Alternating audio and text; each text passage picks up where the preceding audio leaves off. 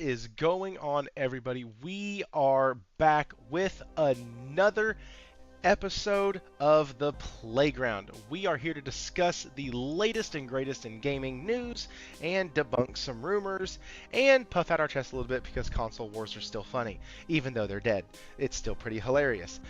So we are going to do a little bit of all of that tonight. We have some bad news to discuss tonight, though, in gaming, with WB shutting down studios. That's right, guys. WB Games, the people who thought that Suicide Squad Kill the Justice League was going to be a hit, those guys just made decisions that affected tons of other people's lives and shut down studios and have taken some stuff, really cool things from the game, away from the gamer. So that sucks. We're going to discuss that, though. Gamers spend tons of hours on games as a service. There's a new report that came out that over 40% of gaming time in February was spent on live service titles, games as a service. So we're going to be discussing that. And then Xbox leaves no doubt. I had to learn the name of another exec at Xbox that I give two shits about, because now this dude's opening up his mouth about what games are going and coming and leaving and all that other bullshit. So now we have that to discuss. And then PS fans lie about the PS5. How dare us? We are going to talk about the difference between sold and shipped. What is up, Jez? We are going to be talking about the difference between sold and shipped. And we have Faulkie on. How long we have Faulkie on? I have no idea. Literally no idea. Your guess is as good as mine, but while we have him, we will take him. If he has to leave, I do have the next best thing that I will show you in a minute, but Jez said the magic words in chat, so it's coming. Gotta hit you with the soundboard quality right here. And when Jez said every single streamer should have that, I kind of took that literally, so I found that clip and I stole that bitch. And it's now mine. But guys, y'all aren't here for me. Oh, and then PS Plus Essentials. Holy crap. The games for that came out, and actually, it's a really good month. It's a really, really good month.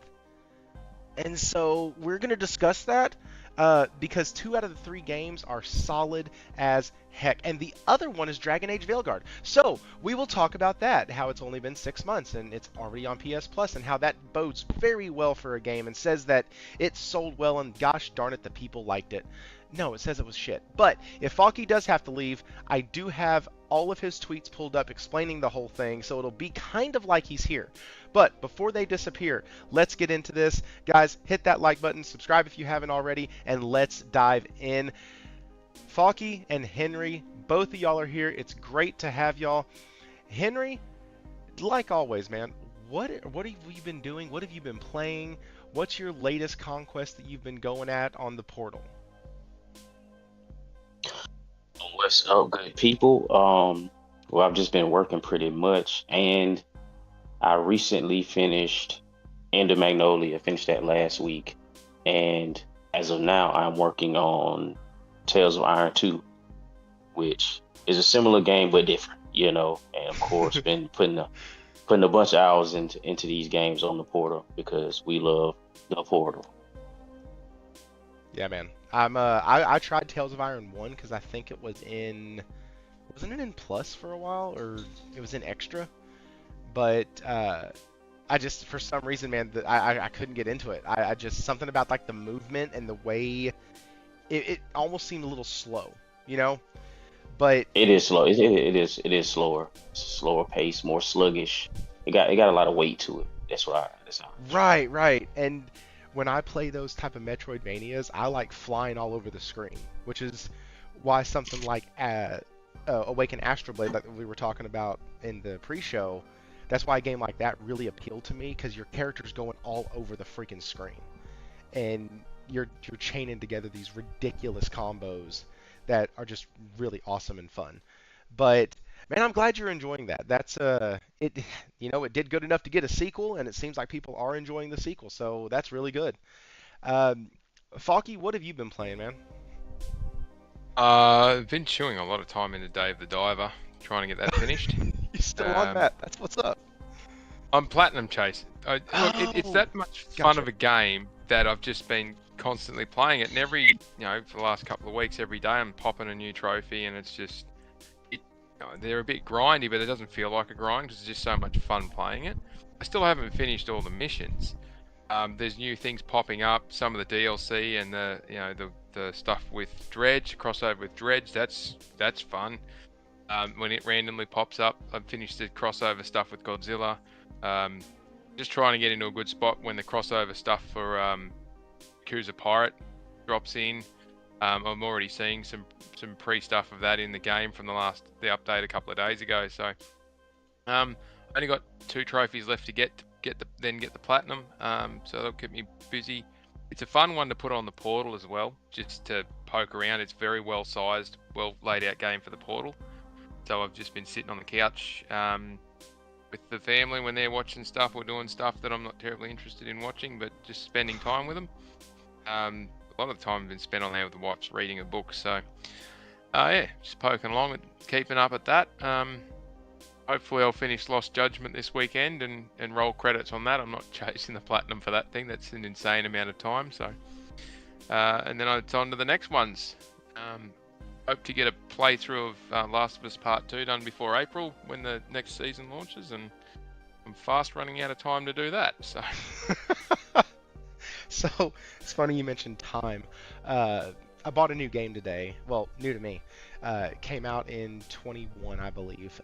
Got ported over to the PS5 in 23 or 22. And Chinese game. I do not speak Chinese. I do not speak Mandarin. I don't speak common Mandarin, or simplified Mandarin. Or simplified Chinese. I mean, I don't do any of that. And it has subtitles, and that's something I normally stay away from in video games. But when I saw the trailer for this game, I was like, oh, that looks like a Stellar Blade Light. Okay. And the game is called Sword and Fairy, Together Forever, I believe. And man, I watched the trailer, and I literally got online and looked up a couple reviews of it, and everything I saw, the gameplay, the color palettes, everything was just gorgeous.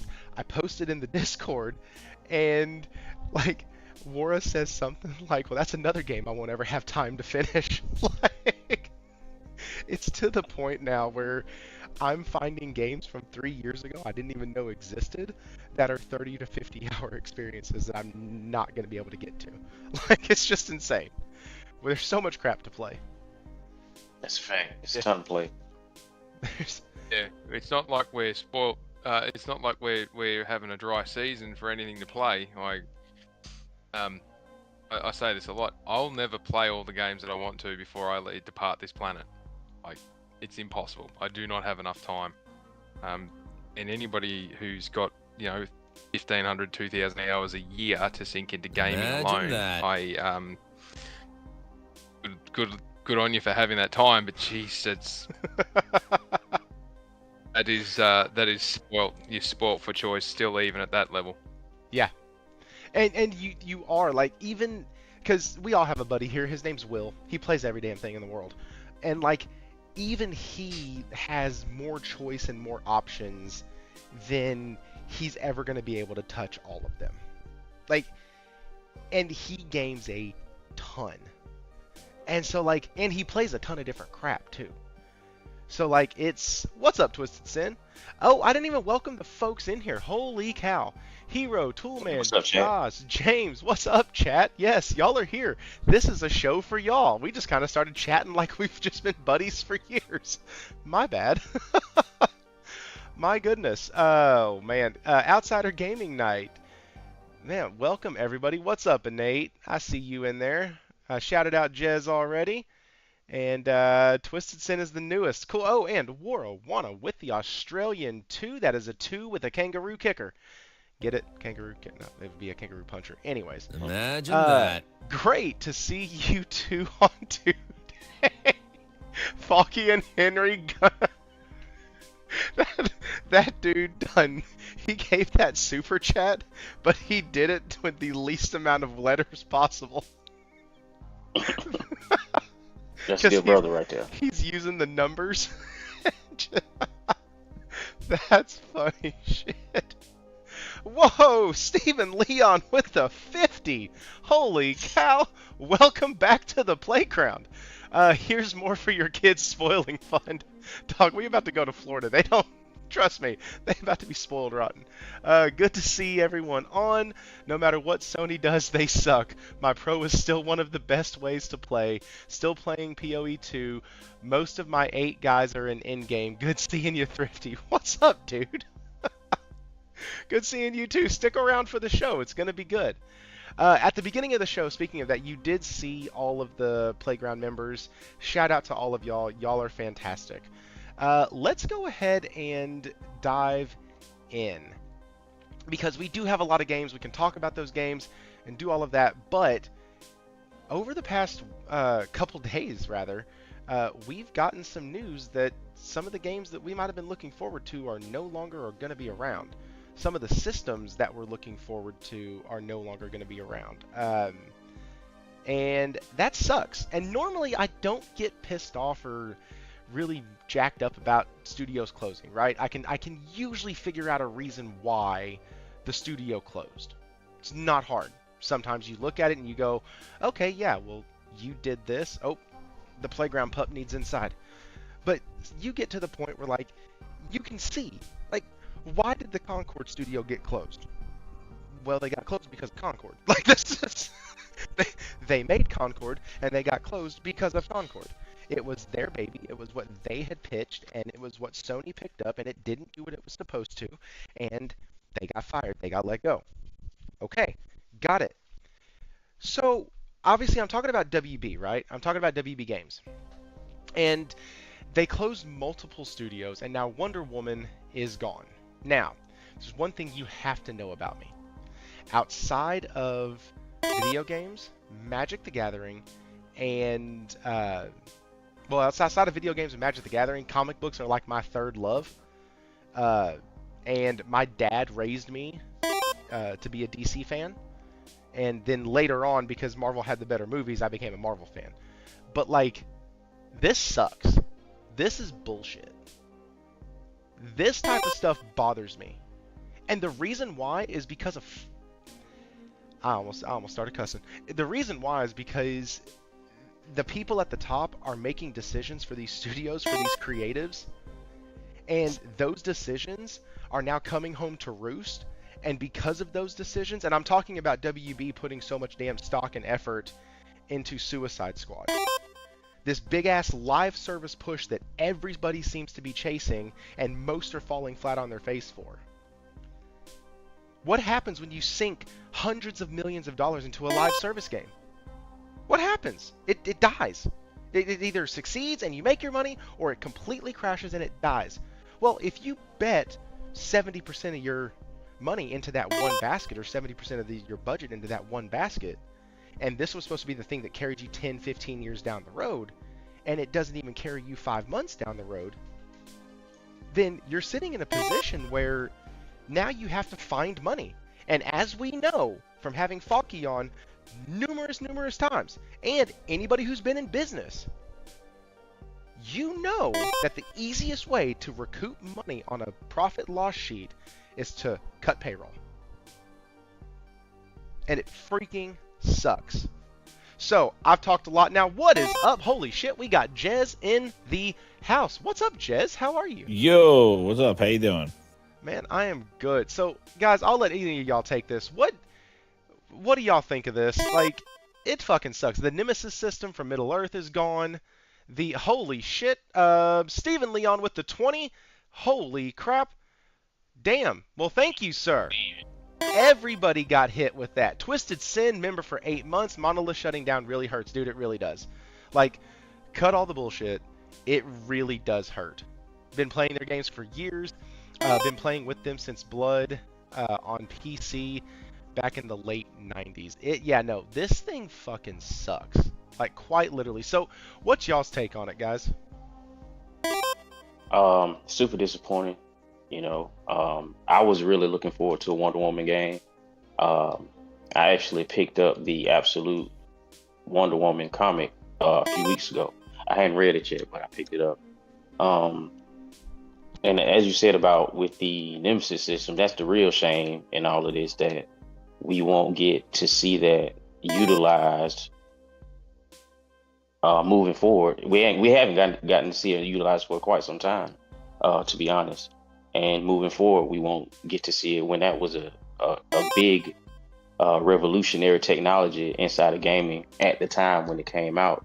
Um, and then it getting patented was kind of a selfish thing to have happen, because not only are you not using it, you're not allowing other people to use it and it caused us as gamers to really miss out on some cool stuff that really could have happened inside of some games.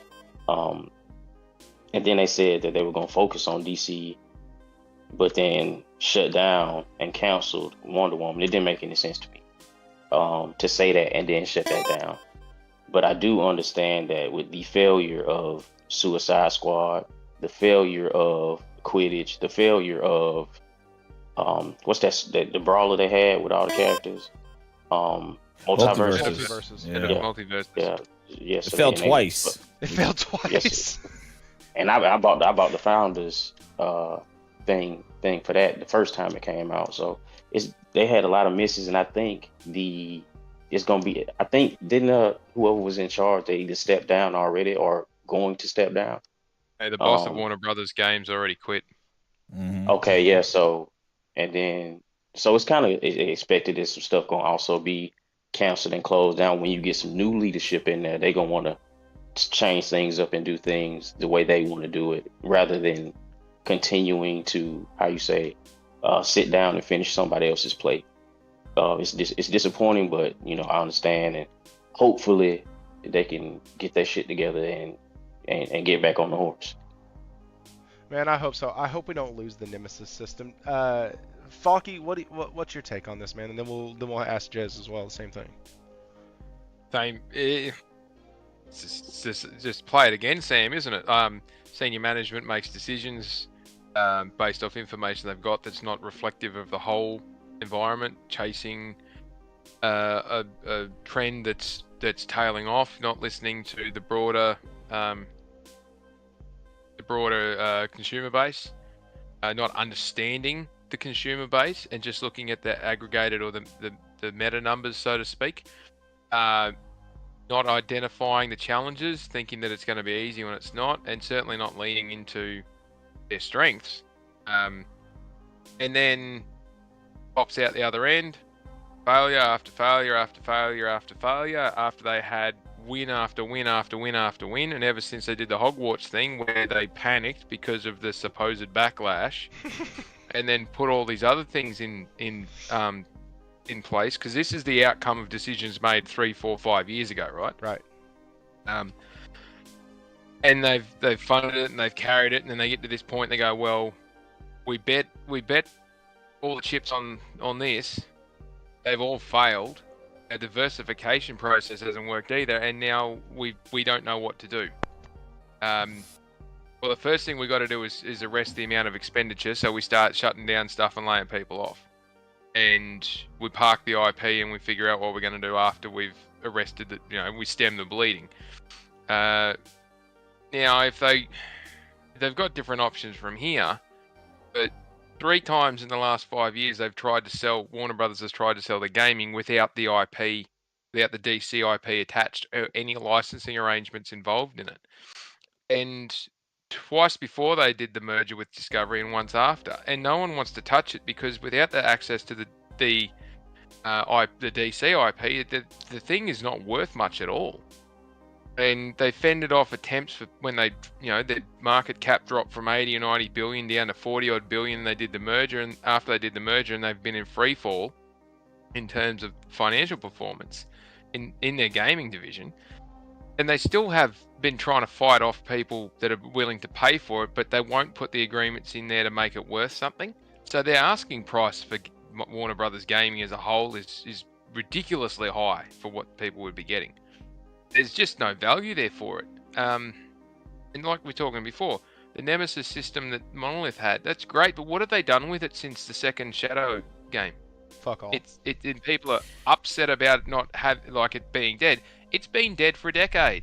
They have not touched it since, and they've had ample opportunities to do it. Think about the other games that they've had in the works that have been brilliant, and then they've just shat the bed because of change in leadership, not just at Warner Brothers level, but at the studio level as well. I mean, what the hell was Gotham Knights? That was a misread. Oh, I forgot about that. Like, how could you do that to that studio? And I all own that forgot game. about that one.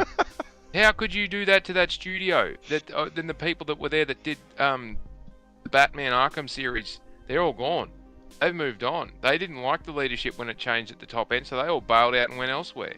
So, yes, these studios like Monolith has a very long history of really good games, but the people that did that aren't there anymore.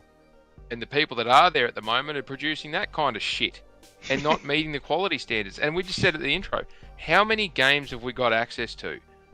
And how many games are releasing now compared to even 5 years ago? And when you look at the impact that has on the market, all of a sudden they're competing against not one or two other major releases in the year, and all they got to do is be the 5th best game, and they'll still sell 3 or 4 million copies. If you aren't in the top 10 best games for the year, you've got to be the best game that month, or your window is 2 or 3 weeks, and you won't sell 1 million copies in 3 years. And it will cripple your organization in terms of cash flow if you don't hit those targets.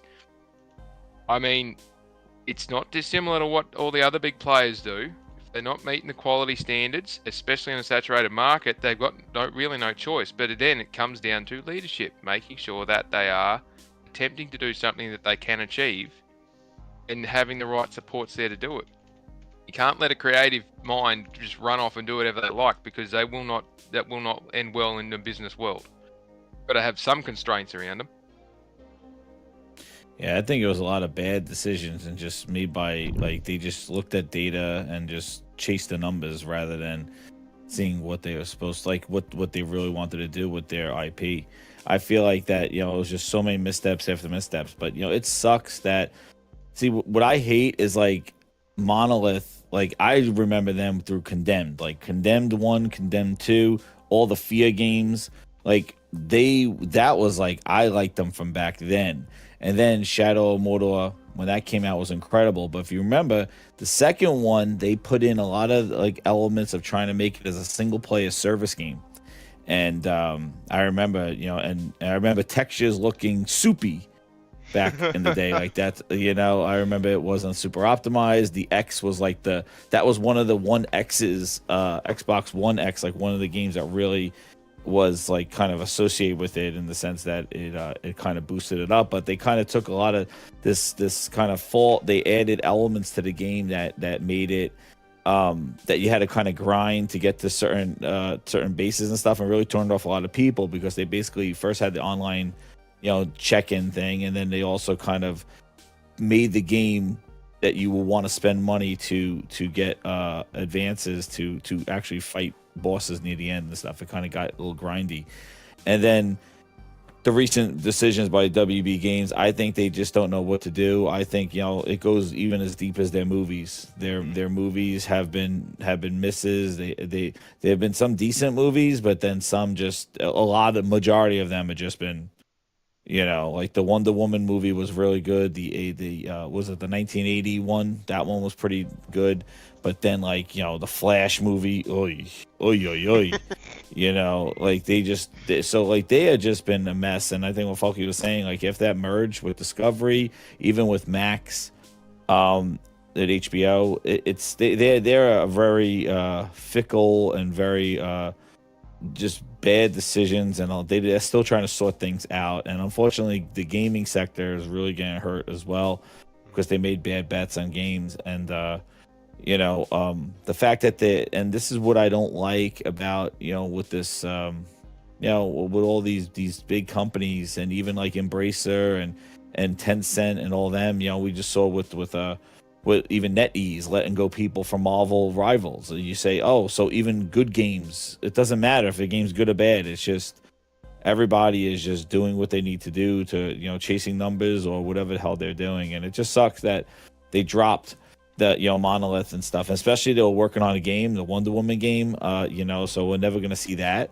and then we're never gonna see anything from Monolith. And if that Nemesis system is associated with them and they have the lock on it, they really didn't do anything with it. And I wish that we had games that were smarter, like the Nemesis system. I think it adds a lot of value to these games, and the fact that they never really did anything with it was a bad part on their end. And I think one of the biggest issues with some of these companies, especially with WB, is that they believe their IP is like gold in their eyes, but it really may not be the same way as with the general public thinks. I feel like they think like, hey, if we just slap in some Scooby-Doo or something like that, or we just put our characters in here, that people will just automatically love it. And it's like it really, these service games, these other things, these misses they do, multiverses twice.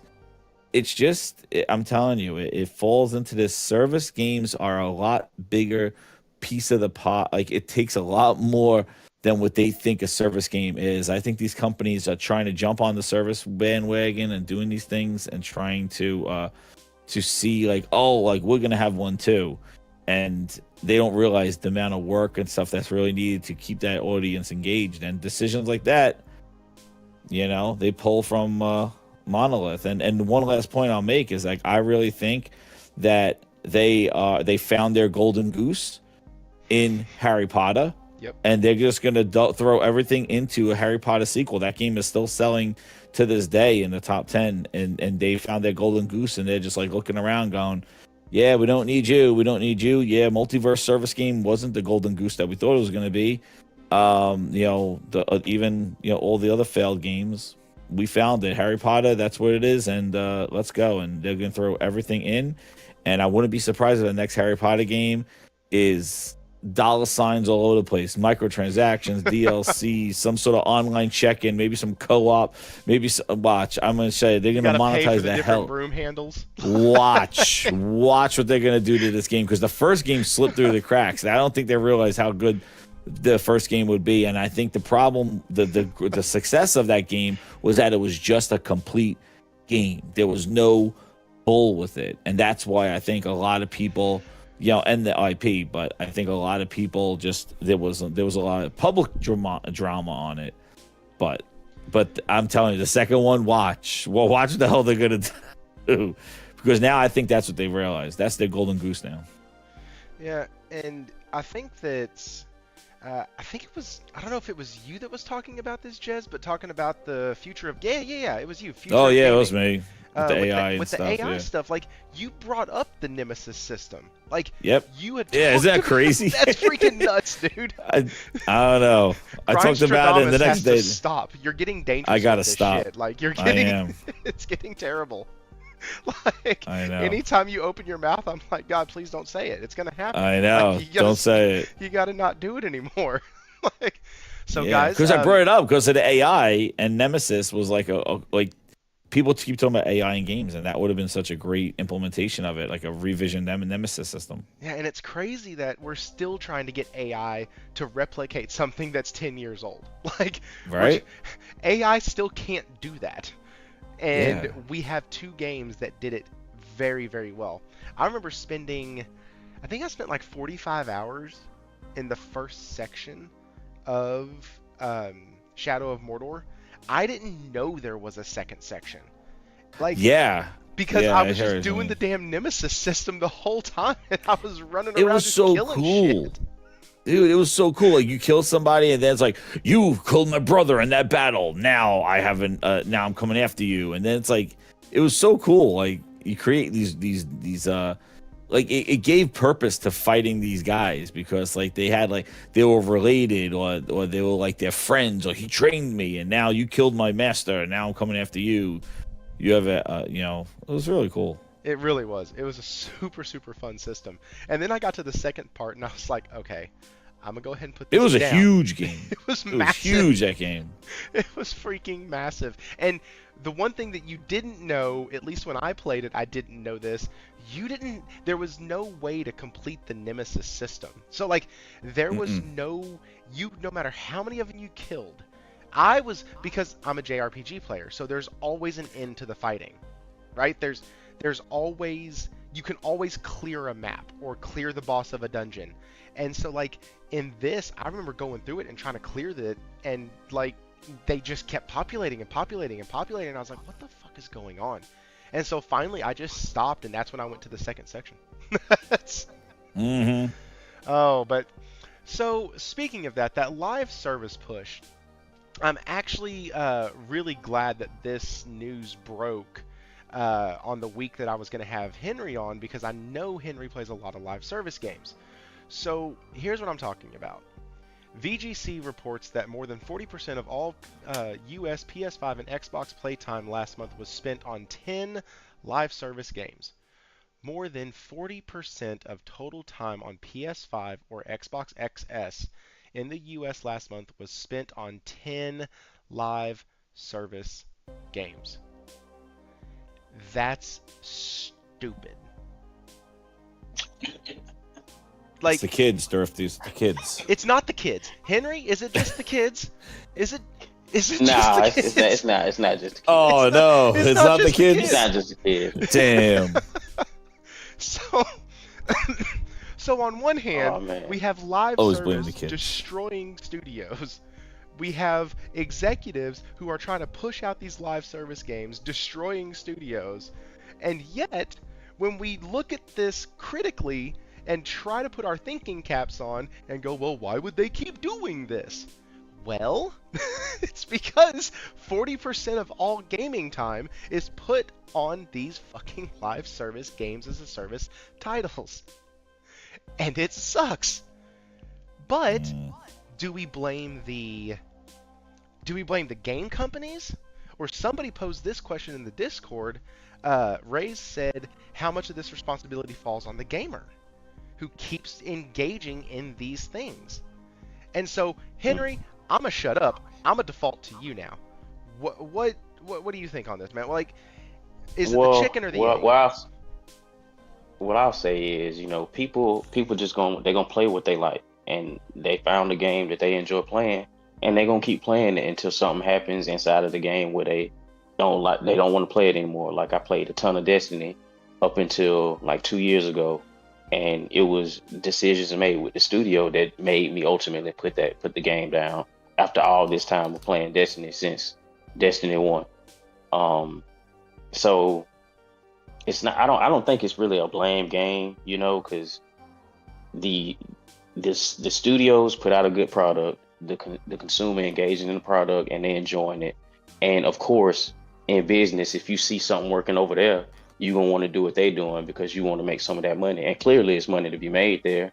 It's a high risk, but it's also a high reward if you pull it off. Some companies pull it off, some don't. And even inside of that, a lot of these games are older games that people are playing. So it's a established rapport with that game, with those people.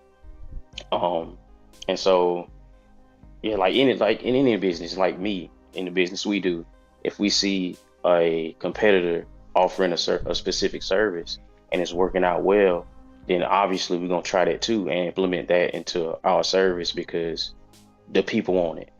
And if they want it, they're willing to spend money on it. It's mutual benefits. You get a good game and I get a continuous flow of money to, fund other things or put more money into the product you're currently enjoying to keep you hooked, to keep you playing it. And that's just how it goes. I don't see it stopping anytime soon. Just because do you see it lightening up at all? Do you see other companies saying, "Hey, we're going to back off of this"? No, I don't.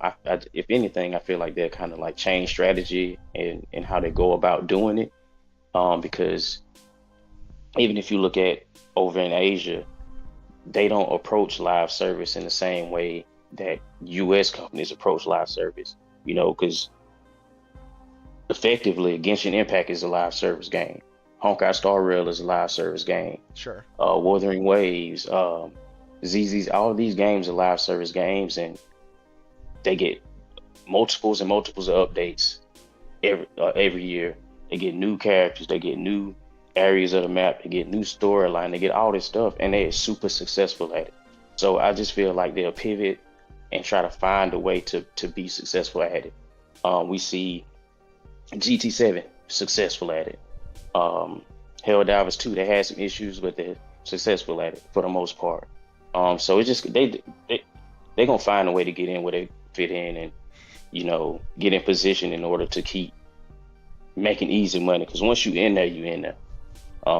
It's really hard to get a gamer to stop playing a live service game that they enjoy. The only way they're gonna stop playing most of the time is if you just in service. Yeah, and the other thing too is that if a new game comes about that has some game mechanic or something like that, these side service games could just pivot, like Fortnite's been doing, just like add that mode or that feature into their game and keep everybody still there and not let them leave. Yeah, exactly. It's hard. Yeah, because Fortnite just got I don't know if it was a limited mode or not, but they got a first person. No, it's there. That's there.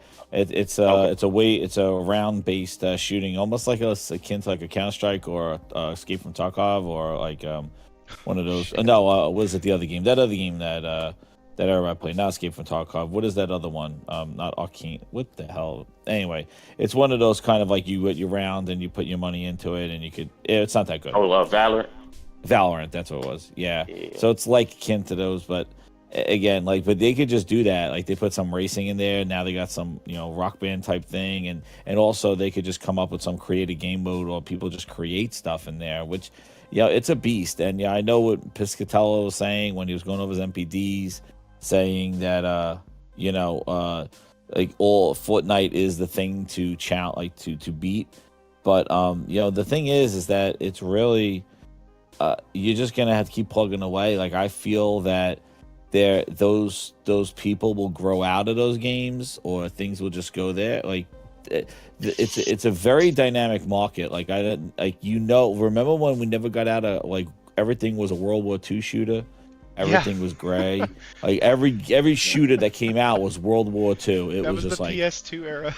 like everything. There was no like futuristic shooting. Like it was just like everything was gray and World War and Normandy beach raids, and it was everything. And it was just felt like forever. And I think this definitely has longer legs and there's a lot more competition now, but I feel that you just got to keep plugging away and make a game, and that's valuable. And you got to really, like, you look at, I'm loving Kingdom Come Deliverance, and it just shows you what people do when they have, the first one, it had its place, but like the second one is their Witcher 3 moment. I feel playing this game, this is exactly like how Witcher 3 broke out of what CD Projekt Red became. Like this developer, like War Games or Warhammer, whatever they are, they really did the same thing with the Warhammer games. Like I felt that was a great breakout. That Space Marine, man, I know they've been making those games. That game was friggin' incredible. Like,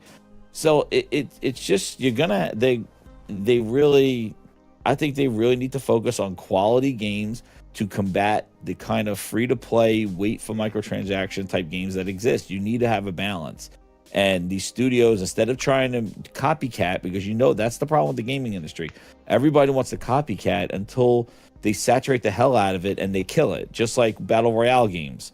It was just like everybody was trying to get Battle Royales in there, and it just was like, nah, nobody's really, like, it really didn't kick off. It was more of the service tied to it, and now it's these battle passes and skins, and honestly, I like the games, I'll play them, but like I feel that the whole buying skins and all that other stuff, it's getting outrageous. I want to just mention something, because I played Call of Duty again, right? I went back into that multiplayer. The Ninja Turtles running around in Call of Duty, what the hell is going on? They are huge. For $100. It is the stupidest thing I've ever seen. Call of Duty is a shit show. It is like, I went to play Call of Duty again because I've been playing the campaign, and I went to the multiplayer again, and I can't believe the disaster it is. And I feel like what they've done in Call of Duty, there's no more like large battles. Like there's no more like 8-on-8 big team kind of big open areas. They have maps that are just basically like 4 rooms, like in a ring, and it is just chaos, grenades, people dying all over the place. Like it is, there's no strategy to it. It is just people spawning behind you, in front of you, in the same room as you. And I was like, and this is a team deathmatch. You got Ninja Turtles in the hallway. It was ridiculous. Explosions, like people getting killed. It like ended like at 25 and 30. Somebody had like a 25 kills and 30 kills, like at 30 deaths. It was just it was disaster. And I was thinking as I was playing these modes, like this was just quick play, and there's no kind of like strategic mode that, you know, they have search and destroy and stuff like that, but I was just doing quick matches, and this kept putting me in these kind of games with these small little ass maps. You're on top of each other, and it's just a shit show. And I was like, you know, I think they basically made Call of Duty the grind game. It's basically the gun chaser. It's basically how much, because I'm just getting all these pop-ups. It's like leveled up gun, leveled up this, level up scope, because all you're doing is getting like 30 and 30. You're 30 and 30. Like it's just 30 deaths and 30 kills. Like, and your guns are leveling up. And I'm like, so they made it not this slow pace, I'm going to level up. I remember, man, we used to like be more strategic in Call of Duty to level up your guns. It now is just like a shooting gallery in order just to get the quickest attachments, the quickest guns, the quickest leveling up, so more shit flashes on your screen and you engage more. It's really fun. I was like, we got to do some psychological analysis on this shit, because that's what I feel like they're doing. It's just getting more of like, good job, leveled up. You like just everything's popping up, and I'm like, this is chaos. This, what the hell happened? But anyway, I saw the shit experience because this whole server shit, you know, it's crazy. Well, and what's nuts is occasionally, and I mean occasionally, like once a year, maybe once every other year, I get like a wild hair up my ass, and I'm like, you know what? I'm going to play Battlefield, or I'm going to play Call of Duty, and download the stupid thing, and it's always Call of Duty Black Ops 3, or it is Call of Duty Ghost. Those are my two that I love playing, and the servers are still active, people still on there, at least the last time I did this, and I play them for 2-3 hours, and they're like, alright, cool. I'm done now. I don't want to play this anymore, and I just put it up for another 2 years. It's great. But Henry, what? So with these live service titles, with these live service pushes, you know, Jez brought up a really good point. In gaming, there's all these trends that we see right now, and I know it's kind of been a joke lately, thanks to what Mighty Keith's video, but like, pretty woman from an Asian studio with a sword, like that's. Oh yes. Oh like, yes. Sign me up. That's I want all right. of them. Like, I found a game today that has a pretty girl from Asia with a sword. Like that's all I need now. Yes. Like Stellar Blade has me trained. Listen, that means it's going to be a decent game. If y'all are watching the screen, one of the games at the very beginning, Tides of Annihilation, pretty girl. First thing she does, she grabs a sword. Like that's like my criterion now, because that's the mode of gaming that we're in right now. But do you think live service is... So Corey Massey in the chat asked or said what happened to Call of Duty, and I replied Fortnite, because it feels like the Ninja Turtles is a Fortnite thing, but Call of Duty got to do it. So do you think that... Oh, it's not just the Ninja Turtles. There was a Terminator. There was Arnold Schwarzenegger running around as the original Terminator. I killed him. It was there. It is ridiculous. That's so stupid. No, there's Terminators in the game, and there's also Arnold Schwarzenegger walking around. But I have to know. And then with the Ninja Turtles. I got one of the, because I'm not a big skin buyer, but I will, if I see something cool, I'll buy one. I bought a Warhammer 40K skin, and hell yeah, it looked hella cool. So they got me for a hot chili. You know what I mean? Now, was that after you played Space Marines 2, though? You say what? Was that after you played Space Marines 2? I want to say it might have been it might have been around the same time. It might have been around the same time, to be honest. Right, so that's how they did it. Yeah. And it just so happened to be Dark Angels. I like the Dark Angels, so I'm like, Yeah, you get my Yeah, money. and you want to know what, dude? Like, it doesn't like the thing is, if you buy skins and stuff like that, like it is what it is. Like, it's not the end of the world. It's not like you succumb to it, but it's just like it's just it is what it is. Like, there's something that you like and you get it. Like, I see even some Rocket League cars and stuff like that. I'm like, oh wow, that's pretty cool. Like, Yeah. wrestling ones. I'm like, oh, that's cool. I've run around with a wrestling game. Like, if you're in it, it kind of brings things. Like, I could see why. And even my son, we have tons of Fortnite skins, like tons. And it is fun going through and mixing and matching and going, oh yeah, let's do this combo. And then he goes into these things where they do like, like he has all different sweat costumes. He's like, you don't choose this one. Like, it is a social thing too. Like, that's the thing about service games. People just look and say, hey, it's just a monetary pass for somebody who's sitting in isolation. But you got to realize, like, there's a lot of social impact, like at school, at online. Like, there's people like, oh, like in the group, like, oh wow, you got that skin. Wow, you bought that one. Oh, you got this rare skin. Oh, you got and it's we got the Kratos, we got the Halo, we got Master Chief. Like, it is what it's not. It is what it is. What I don't like, Fortnite is what it is. Rocket League.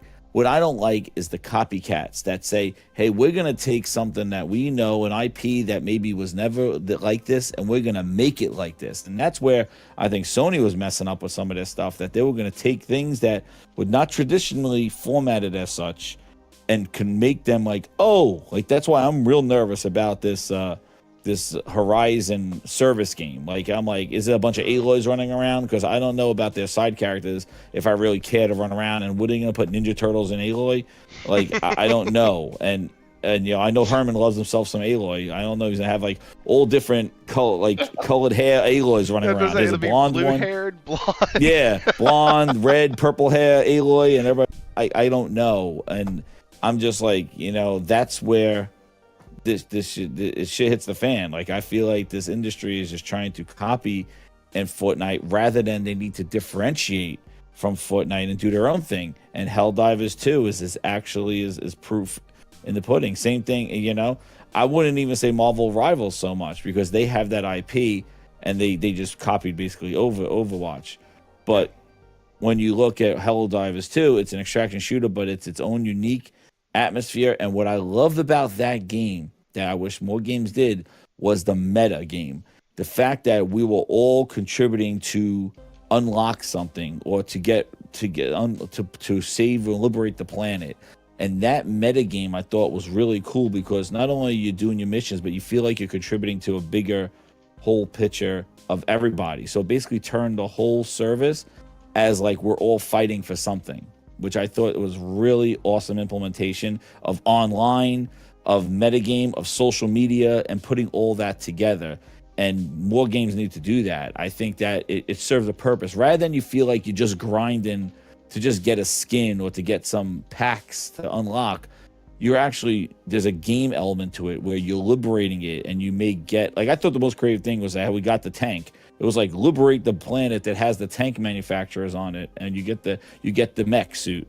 And I was like, that's an awesome way to unlock content. Just have everybody like target a planet, unlock it, and when we unlock the planet, we all get the new content. That was awesome. It is tight. It is dope. That was really cool because you could actually like real time watch that number go down, and that was and we all got it like super quick too because everybody went onto the planet. Like, and it was like a story element. Yeah, and even when I was playing it, like I wasn't in it hardcore like any of like y'all were. Like I played tons of it. Y'all played tons of that stuff, and I jump in once or twice a week for about an hour, get my ass kicked while playing with y'all, and then we'd all laugh at Thrifty while he got blown up or left behind or what have you. But even in a couple days, I'd still log back in, and hey, my 50 cred is there. Or whatever, you know what I mean? Like, all of my rewards were there, even though I played an hour, 2 hours that week in it. That's another cool thing. Like, you got rewards for what people did at the planet. Like, if they, it was the communities giving you rewards for that. Like, yeah, it was great. That's the model. Like game-breaking stuff that I was doing, but it just made my experience more fun because I was like, oh, cool. Even if I only play a little, I can still get some of the cool. What the hell? Those special moves. The damn it, Stratagems. stratagems. Thank you. I can still get cool stratagems. I can still call down napalm. I can still make sure people get blown up by my turrets. Like, I can still do all of these Yes. things. It's great. I can still watch somebody get yeeted across the screen. Like, it's fantastic. But it's there's part of me that does believe that live service games will end up being the death of the games that I love, of the things that I love to play. But maybe it only happens with the big companies, because that's the other trend that I'm seeing, is that when a small company or a no-name company comes out and does something, it's like, damn, they knocked it out of the fucking park. Like, I had never heard of the Hoyoverse before. Fire. Shit, what's the first one? Genshin Impact. Never heard of them, not one time. Genshin Impact comes out, boom, all of a sudden Hoyoverse is everywhere. And then they make two more games after that. Grand Blue Fantasy was a surprise for me. And then they were a gotcha game from like a mobile, and they made that game, and that was I thought it was like stand out. Like, again, we had a lot of surprises from the West. Grand Blue. You know, Awesome. Grand Blue. I was like, I don't know who the hell this is. I played the demo. I was like, this is incredible, and I got caught up in that game, and I beat it. I'm like, yo, it was incredible. Like, I'm like hooked onto that game. So like, I think that's the balance. I really think, you know, like the Asian influence, China projects, all those, like, you see a lot of them. We have the Phantom Blade Zero, you had Stellar Blade, you have a lot of these games coming out of the hero projects, and that is going to be, I feel, the balance to maybe the West's chase for these service games and monetizations. How do we squeeze more money from the lemon? And I think that opening it up to this other market, and this other market providing games, you know, having Souls-like games, having, you know, like you said, hot girls with swords, and all this kind of, you know, things like that. And that was one thing. Like, I just feel like it's a breath of fresh air when I played Stellar Blade, and there was no, like, you know, things flashing on the screen about like, buy this and this and that. It was just a complete game with great pacing, and don't worry about DLC. It comes at a time. They added photo mode later. Like, it was like one of those kind of Sony games where they just give it out and you just play it. Like, you just experience God of War, you experience Uncharted, you experience Spider-Man, and that's the balance that they need. And I think those hero projects are going to be that balance, while everybody else is trying to chase these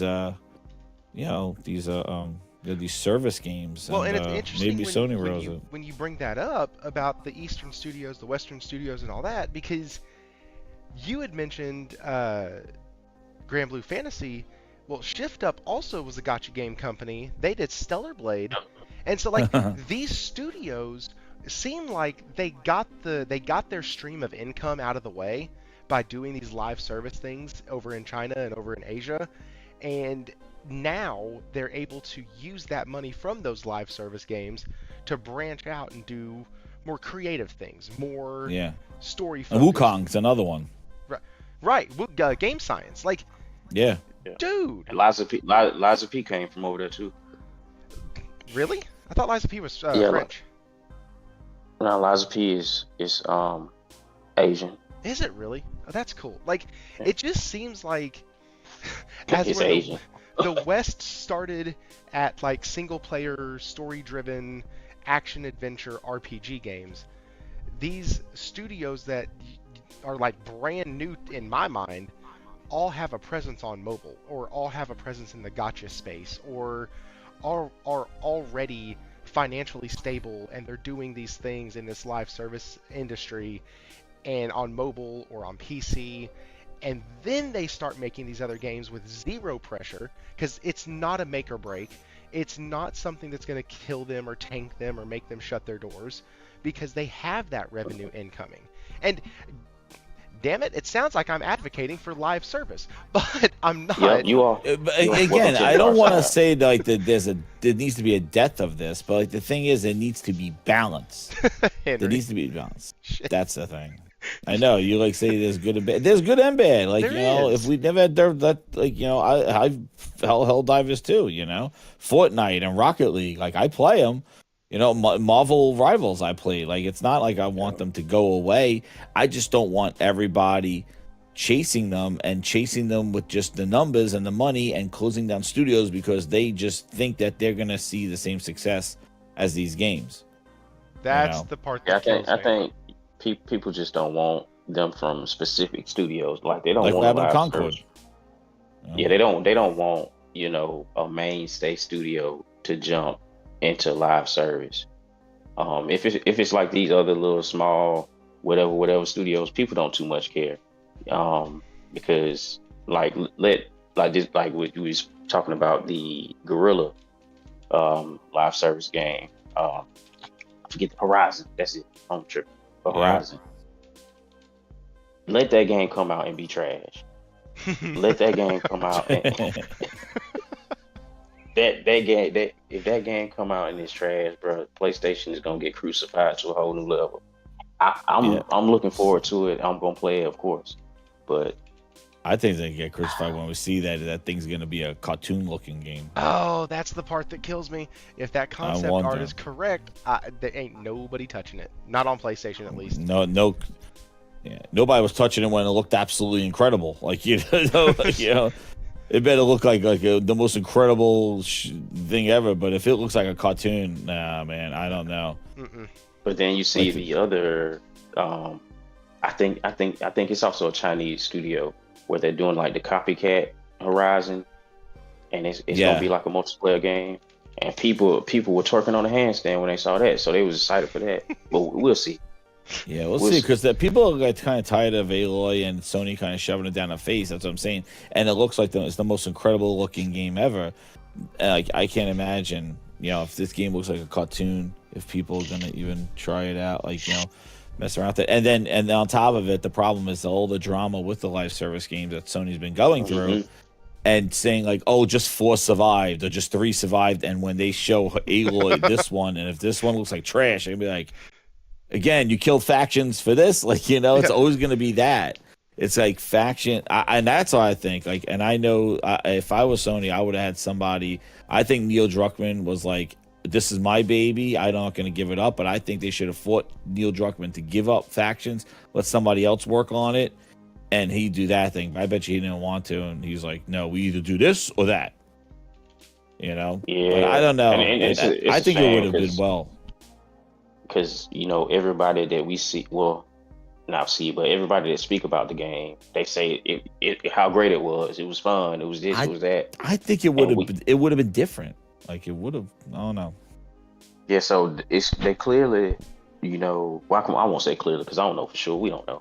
They don't know. They had a certain. They had a certain amount done to where they could have, you know, passed it off to. They could have kept. I forget Concord Studio. They could have kept them, gave Faction 2 to them, and then onboarded them, of course, because I think the engines were different. Whatever. I'm amazed that they let them go. Like I'm amazed that they closed them down and just like you couldn't do anything with those assets or with that company at like that studio. You're just like you're gone, all of you. Because that was an Unreal 5 engine game. It was multiplayer. It looked good. It was really polished. It was really no issues with it. It was just they put a dress on a. Well, I can't say they put a dress on an ugly pig because they just copycatted something that was already predominant in there, and they rubbed people the wrong way. And that was about it. And bad marketing to it, and also a bad reveal. Very bad, like un-Sony like with their friggin' reveal, like showing the video of the story. Like who cares about that? My God, very bad. Like Fair Games, who the hell knows what's going on that one either? I think they need to cancel that bitch. Bro, they are so scared to show anything of that game. Like, I think they are terrified to show that game right now. Like, I think they need to cancel it because it's already a niche kind of sub shooter genre because it's like heist style, and heist style games don't really pull crazy numbers. I think the only one that's doing pretty decent is the finals. Payday 3. Nah, but the finals is doing okay. You know what I'm saying? But I don't. Yeah, if I was in I cancel that joint. Yeah.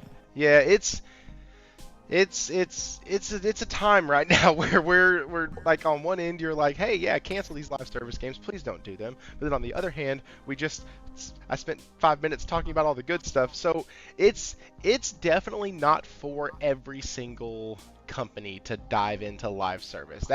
I think that's where like Henry said, I don't think they want these big tentpole companies, these big industry juggernauts to be dipping their toes in live service. That's not. I don't think that's what needs to be happening. But speaking of other things that don't need to be happening, we're about halfway at the halfway point of a 2-hour show, which is actually going to be a 3-hour show. But hit that like button, and we're going to keep going into the actual meat of tonight. So I had to learn who Craig Duncan was. I've never heard that name. I don't care to know these assholes. No, he's good though. He has some legacy there, like with Rare and stuff. Yeah. Okay. So yeah. I had no idea who this was, and all I see is an article on Push Square while I was grabbing the last article that I was reading, where it says Xbox wants its games to reach the broadest audience possible as it plots more long-standing flagship franchises for the PS5. So we have heard for the past year it's only going to be 4 games. Okay, cool. If it's Fortnite, or if it's Fable, Forza, Halo, or Gears, it's over. It's done. We're leaving. Okay. Well, if it's day and date, then we're done. But if you get them a few months later, whatever. Okay, so now let's see what's going on here. Because more long-standing Xbox flagships, Xbox franchises will release on PS5 according to first-party boss Craig Duncan. So this is the guy. This is the first-party boss. This is not a friend of a friend of a friend of a mother. This is the dude. This is the guy who, when he says, "Hey, games are going to be going everywhere. We're going to be doing this." This is the guy that we should listen to. He just got promoted, if you remember. Remember he got that Phil like went out to Rare and promoted him. Like he got promoted to, like, when Booty moved up. That's this guy. Okay. This guy got promoted. Gotcha. Okay. Sorry, I had no. Booty fell up. Actually, I don't know who knows. I saw Craig Duncan and I was like, why the hell do I got to learn another name? He got promoted last year. I remember when. Yeah, and he ran the Rare Studios. He's Mr. Honey, we could call him. And so Fable got delayed because of reasons. Has nothing to do with the PS5 or the PS5 Pro. Nothing at all. Nah. It has jack shit to do with those. Don't worry, guys. That's not the reason. It's not because it's coming. It's absolutely not because it's coming to the PS5 on day one. Which, don't worry, because that's the point that all these dudes that have their heads so far up Phil Spencer's ass will actually come up for air. That is supposedly the thing. When their first party titles start going day and date, that's when this will change. Fun fact, it won't change. But, so... Yeah, I was just about to say, they ain't. So, we have Forza Horizon 5, Indiana Jones and the Great Circle, Age of Mythology, and Age of Empires are coming. Halo Master Chief Collection, Microsoft Flight Simulator, and Gears of War. I think all 3 of those are just rumors right now. But, like, every single thing is coming, and there's no more of this. We're gonna sit and we're gonna hem-haw around. We're gonna have one person say one thing or one person say the other. Abso-fucking-lutely not. We have every single one of these swinging dicks coming out here and going, yep, everything's coming. Everything's coming. Every single thing we have is coming. You know why? Because we need money. You know what they have over there? They have money. It's the little fucking... Okay, so I have a sound bite that I'm about to be uploading onto my board. And it's the freaking weasel from Zootopia that says, they offered me something I couldn't refuse. Money. Like, it's just money. Like, that's why. That's why this is happening. We want our games to be played by gamers everywhere. No, you want your games to be bought by gamers everywhere because your shitty ass customers don't buy games because your dumbasses told them not to. So, like, Mhm. It's apps. So what do y'all think about this, Jez? I know that you could write a freaking book on this shit. Oh yeah. What, Henry? Where's your standing on this, man? Is this good for all gamers, or is this just good for PS gamers? It's, Um, looking at it holistically, it's good for all gamers. Xbox gamers will continue to get their games on Game Pass. Then PlayStation gamers, the cat. Well, I won't even say the casual, but PlayStation will be getting more games, and then of course it's a win on the Xbox side because they still be able to provide the Xbox gamer and the Game Pass gamer with those games on that service, and then they also get to drink from the fountain of PlayStation gamer as we throw money and buy the games we want to buy. Because I'm buying Gears, I'm buying it, I'm buying Halo, I'm buying it, I'm buying Fable, I'm buying it. traitor. It is what it is. Hey, I'm I'm kidding. buying it, I'm I'm purchasing kidding. it. So they gonna get me. You understand? They gonna get me. But it's this is a move just by nature of the decisions they made. If Starfield had came out and sold 15 million, we wouldn't be getting them games. If Redfall had came out and was in a good state and sold 5-6 million, we wouldn't be getting none of these games. Like if they were successful in selling their games, we wouldn't be getting them. We only getting them because the games didn't do well enough. So they need to find that money and they need to find a way to replenish these multiples of billions they done spent over the last 4 years or 4 or 5 years. I don't remember exactly when they first bought ZeniMax, but after they bought ZeniMax and Activision, Satya had to come up in there and tell them, say, hey, this ain't working. I need my money and I want it now. So put them on PlayStation. So I have this thing that says it's from Play4 Index. I saw it reposted by Reforge, and it says when Microsoft promoted the Xbox Series S and our Series in 2019 and 2020, they announced 8 games released: Halo Infinite, Forza, Hellblade 2, and Avowed. Still unreleased: State of Decay, Fable delayed until 2026, not because of the PlayStation port, Everwild, and Perfect Dark, which has had more people touch it than Paris Hilton. Like, it's awful. Like, this is getting bad. 40 dudes. like it's getting real bad. Hope she don't sue me. But like, he was responding to people to dummies who were like, well, what about Wolverine? They haven't even said when it's coming. Like, shut the fuck up. What are you talking about Wolverine for?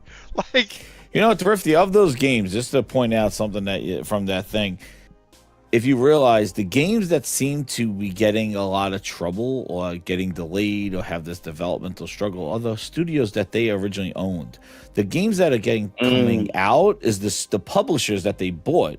Like, look at how much, if you just take away Bethesda and Activision, they would have been gone. Like, there's nothing from them. If you count what they had, Obsidian is their only golden goose that has put out like Pentiment, Avowed, Outer Worlds right before when they bought them. But even that, they got Pentiment, Outer Worlds, and Grounded, from those things. Like, you look at their other studios, the ones that they bought, you got 2018, they State of Decay, nowhere to be found. State of Decay 3, Phil played it whenever. You look at even South of Midnight. Dude, they were Compulsion Games was purchased in 2018 when they just finished We Happy Few. They've been making South of Midnight since 2018, and it is a $40 little game that has platforming and combat issues right now. Like 6-7 years. Forza Motorsport, 6 years from the last Motorsport to now, and that was a failure. That was a flop and a half because they tried to service the game, make the game a service. Halo delayed 6 years. They changed the whole studio, fired Bonnie Ross, changed the name. You look at what they got. Who made Rare. CSD? Who? What game? I said who made Sea of Thieves? Sea of Thieves was Rare. 2017 Sea of Thieves launched, and they haven't done shit since. Damn. They haven't made a new game. 2017 Sea of Thieves came out. For goddamn almost 8 years, they've been supporting Sea of Thieves with no other games released. That other game was announced in 2020 2019 at or 20. It was Everwild was announced at 2019. And you look, so all the studios that they own, they purchased Playground Games, Forza Horizon. They got Forza Horizon 5. They haven't made a game since then. They're working on Fable.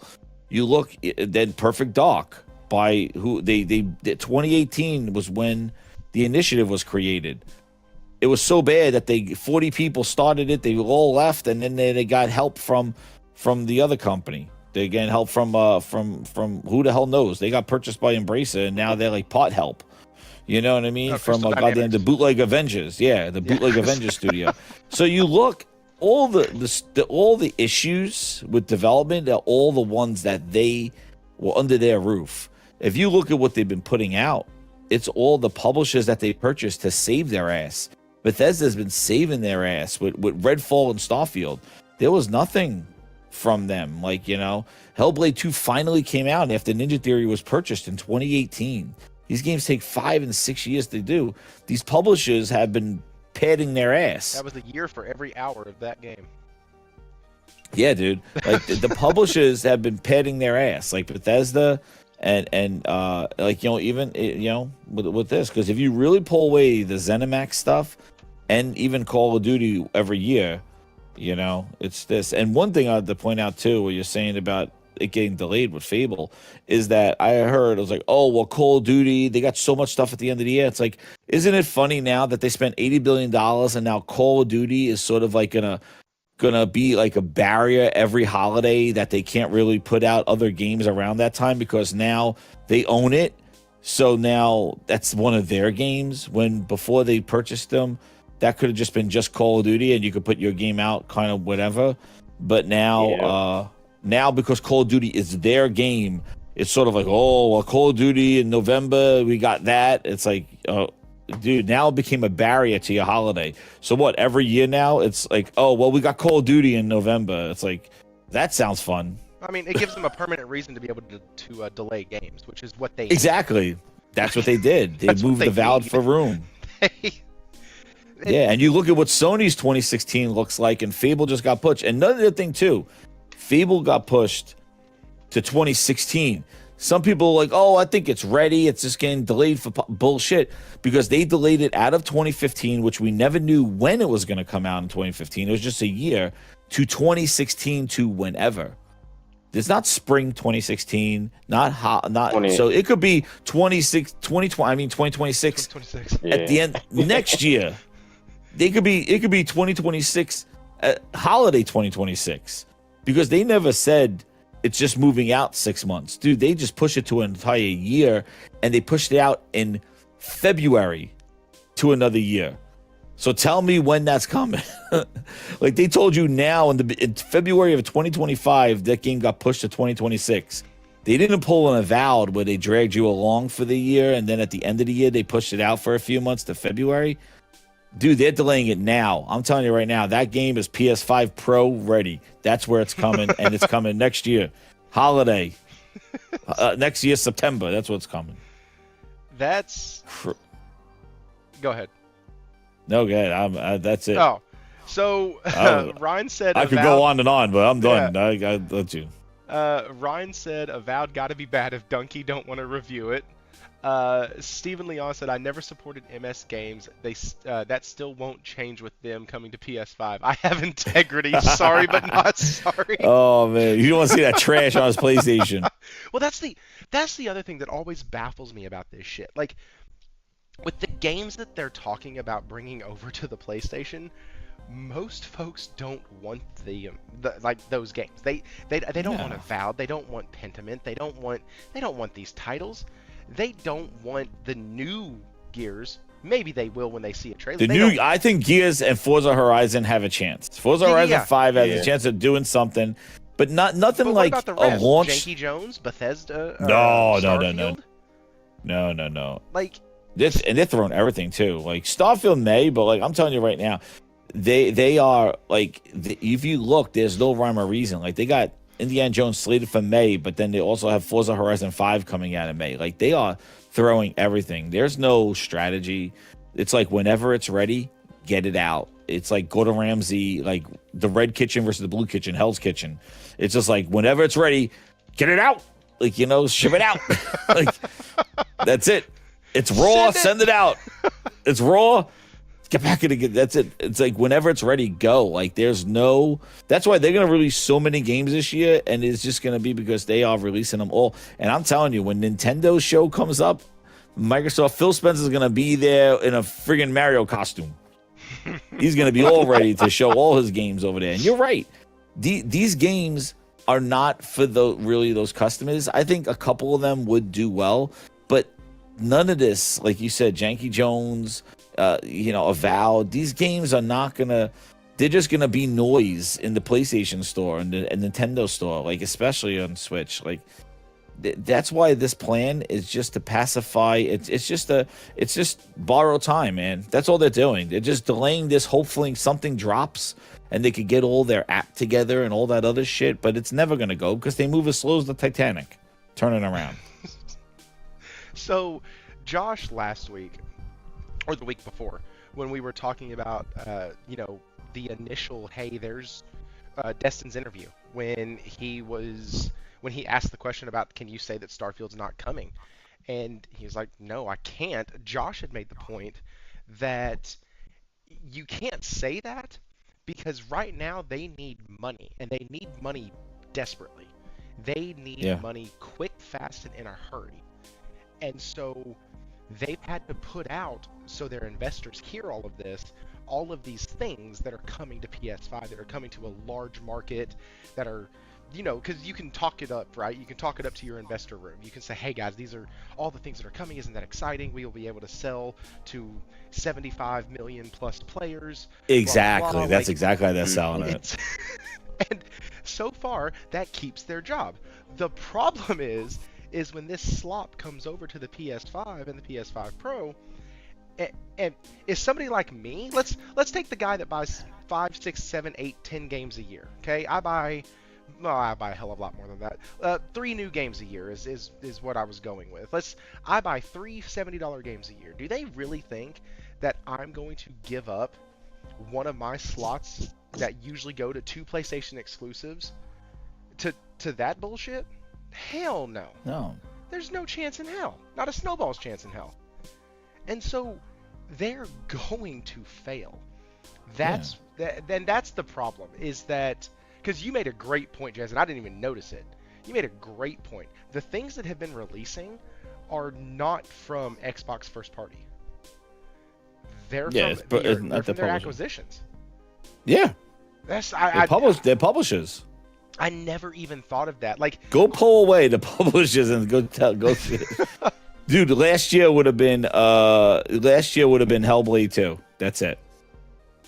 Right? Because they had Call of Duty, Janky Jones. It'll be Flight Simulator, I guess. So you have Flight Simulator and Hellblade 2 would have came out last year if you do that. The year before would have been nothing because it was Redfall and Starfield. So there'll be nothing from their studios that year, right? Yeah, unless Pentiment. And then the year before, 2022, the bad year, that was Pentiment and Psychonauts 2. Oh my god. And that was the bad year, 2022, when Starfield and Redfall got delayed because the Redfall was supposed to come out 2022 summer. You have a really good song mentioning Psychonauts too.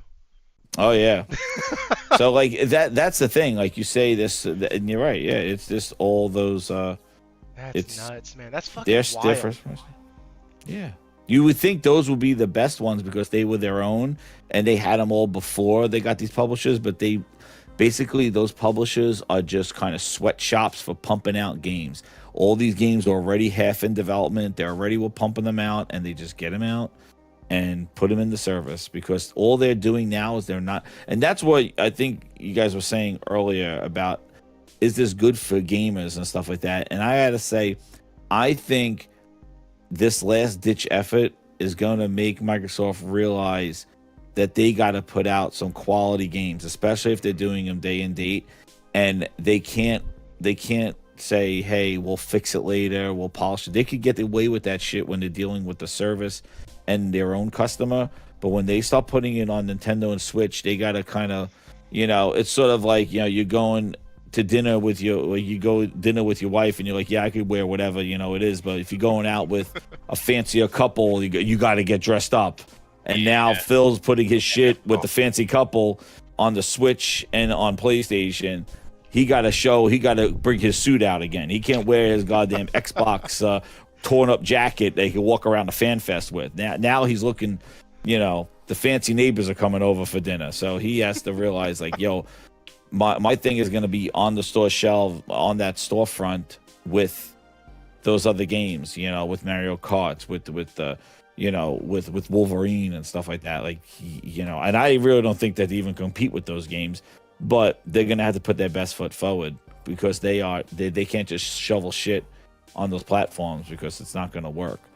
But even they've that, been I don't doing it think for 4 years it's on their own platform. So I know, but like, and the thing, and they've been shoveling it too on Steam as well, and you can see where they are with Steam. Like, it's really, it hasn't really lit the world up on fire. And you look, even with like these games that are incredible and sell so much on PlayStation, with Spider-Man 2, they go to another platform, they don't do the same numbers that they did on PlayStation. So that's why I'm saying, like, this secondhand kind of, we're putting it on PlayStation now, these games, I don't think it's going to be this kind of golden goose of money for them. Like, I think it's enough to kind of pacify the situation, but they spent so much money. I don't think any of these games are going to do what they probably need this shit to do to kind of show investors that, hey, we're going to put money in here. That's why I think in another couple of years, it's over. Satya's pulling the plug. Yeah, that's what I think. I think Satya is like, hey, it's been great, just like he did with Mixer, just like they did with Connect, just like they did with everything else. And, HoloLens was once on an E3 stage showing people playing Minecraft or augmented reality. That's HoloLens. Just like they did with Zoom. Just like they did with Zoom, just like they and Mixer was like, hey, that was a platform. They were 3%, and they shut it down overnight. They said, hey, go to Facebook Gaming. They told everybody after Groove Music, go to Spotify. We'll support you over there. That was, they gave everybody a month of Spotify. Like, they said, oh, we'll honor your Spotify. Like, go to Spotify. Your Groove subscription will continue 2 months of Spotify. Go over there, and that's it. And I think that's what the unfortunate ending is with this. I really think, because the thing is that they're trying, and I've been saying this a lot on my show, and they're saying that, they're trying to be a third party, but also try to build a platform. You can't do both things. You can't put your games everywhere and then also try to build some sort of like everything's an Xbox platform. It's like, what's the uniqueness of that platform when all the content of that platform is available on competing devices, and those devices also have their own unique games, Steam, PlayStation, Nintendo, where you get that and your games. Who the hell is just coming to your platform for the same games that they get? For what? Like, nobody. You have no uniqueness. You have no exclusives. You have no identity.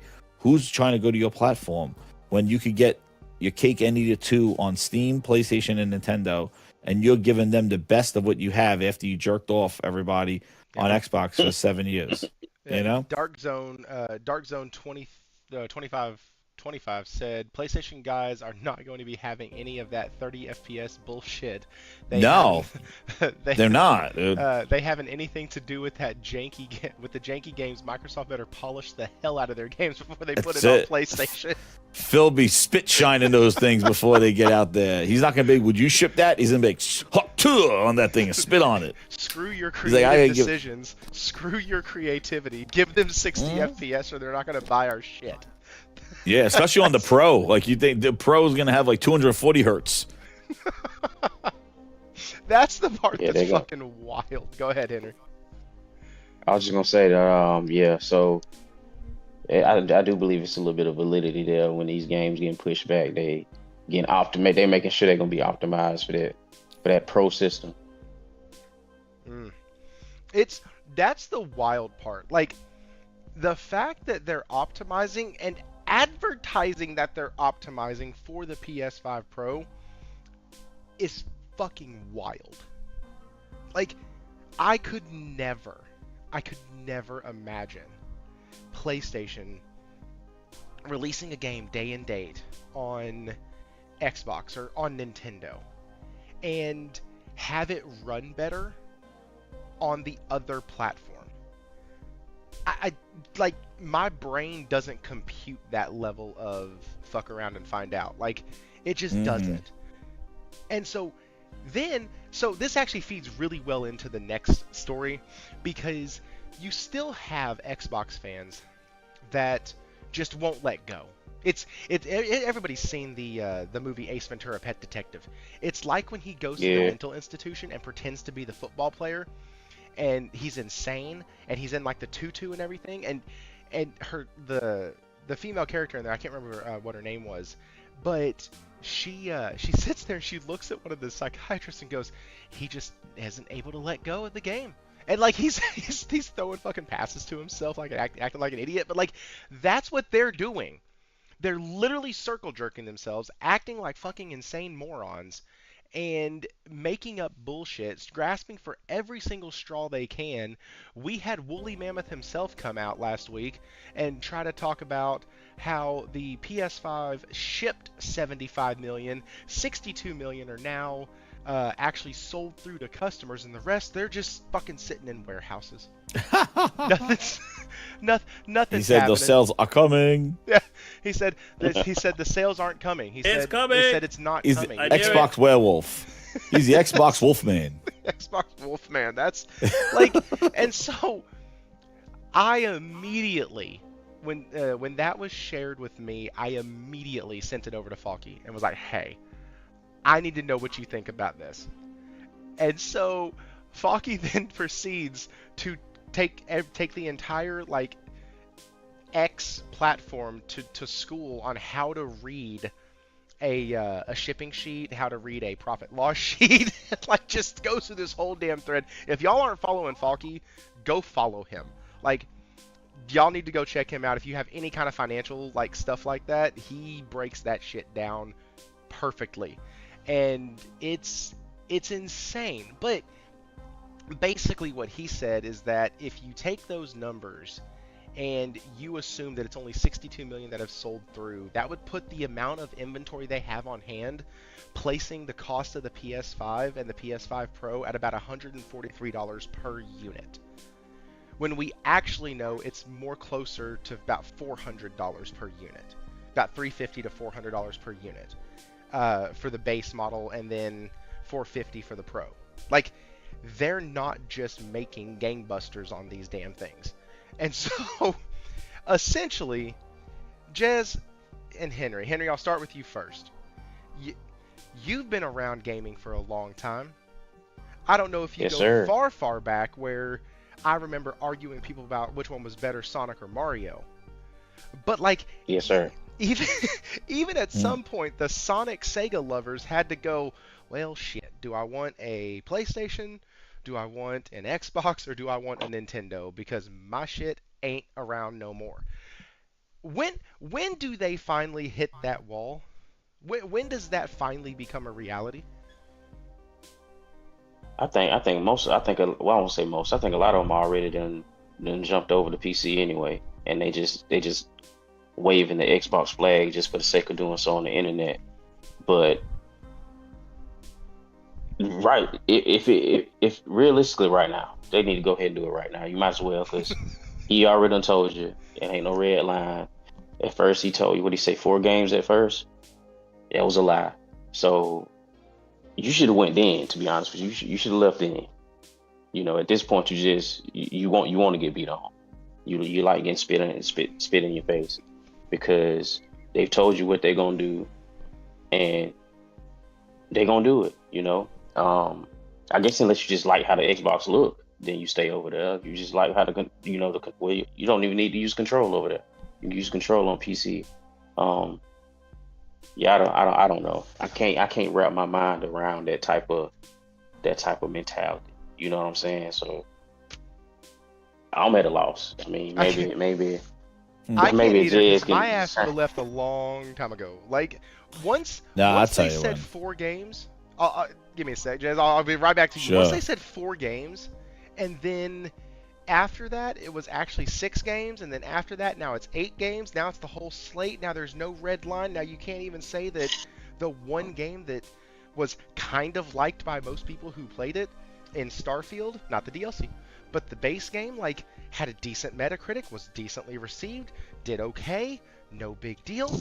You can't even say that the one hit, the one thing that you had outside of Forza, the one thing, you can't say that is gonna stay. And it's at that point, I'm done.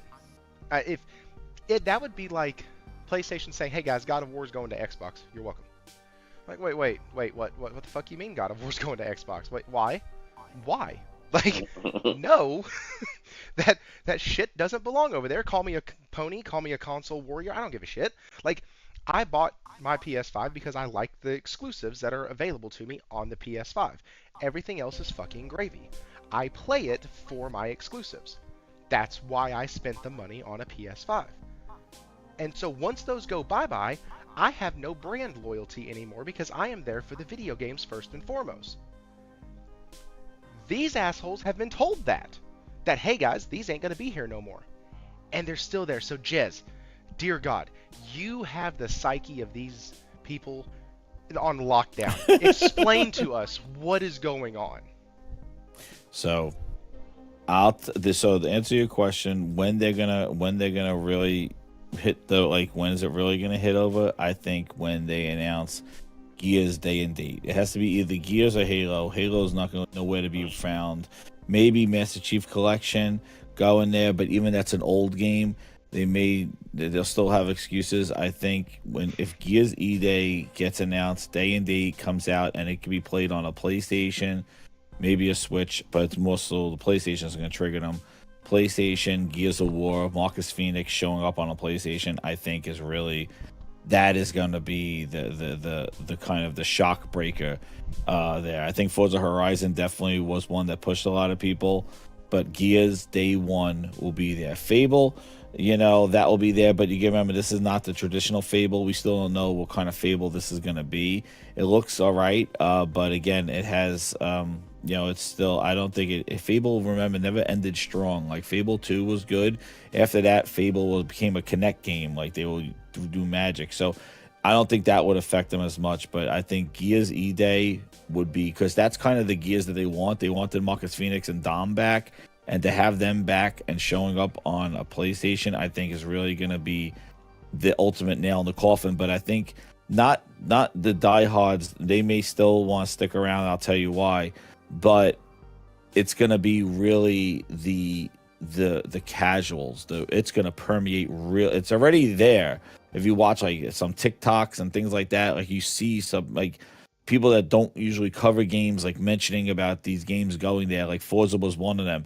But I think if Gears and Marcus Phoenix showing up on a PlayStation, I think that will take the casual world by storm. So whoever is looking to pick up any consoles or things like that going, wow, Gears of War on a PlayStation, I think that is a headline that is going to break a lot of media, of just kind of cross media, like basically the general public. And once the general public gets a wave of it, then it's done. That's why I said, like, I don't know how you make that kind of announcement and still try to say, well, Xbox is a platform with cross saves and come with it and clouds. And it's like, shut up, you're drunk. Like, like it's done. Like, how are you're putting in, you're hitting the nail in the coffin and going, oh, they'll be back someday. It's like, no, you're burying them. You're throwing the dirt on them. It's like, oh no, we'll come back. It's like, dude, 6 feet under. It's like, you are killing it and trying to promote something at all. But the problem is about leaving. The issue is, and this is where they got to tout a real, very line, right? Because people have a whole library. Because really, like, if we really think about it, you have a library of 300, 400 games on PlayStation.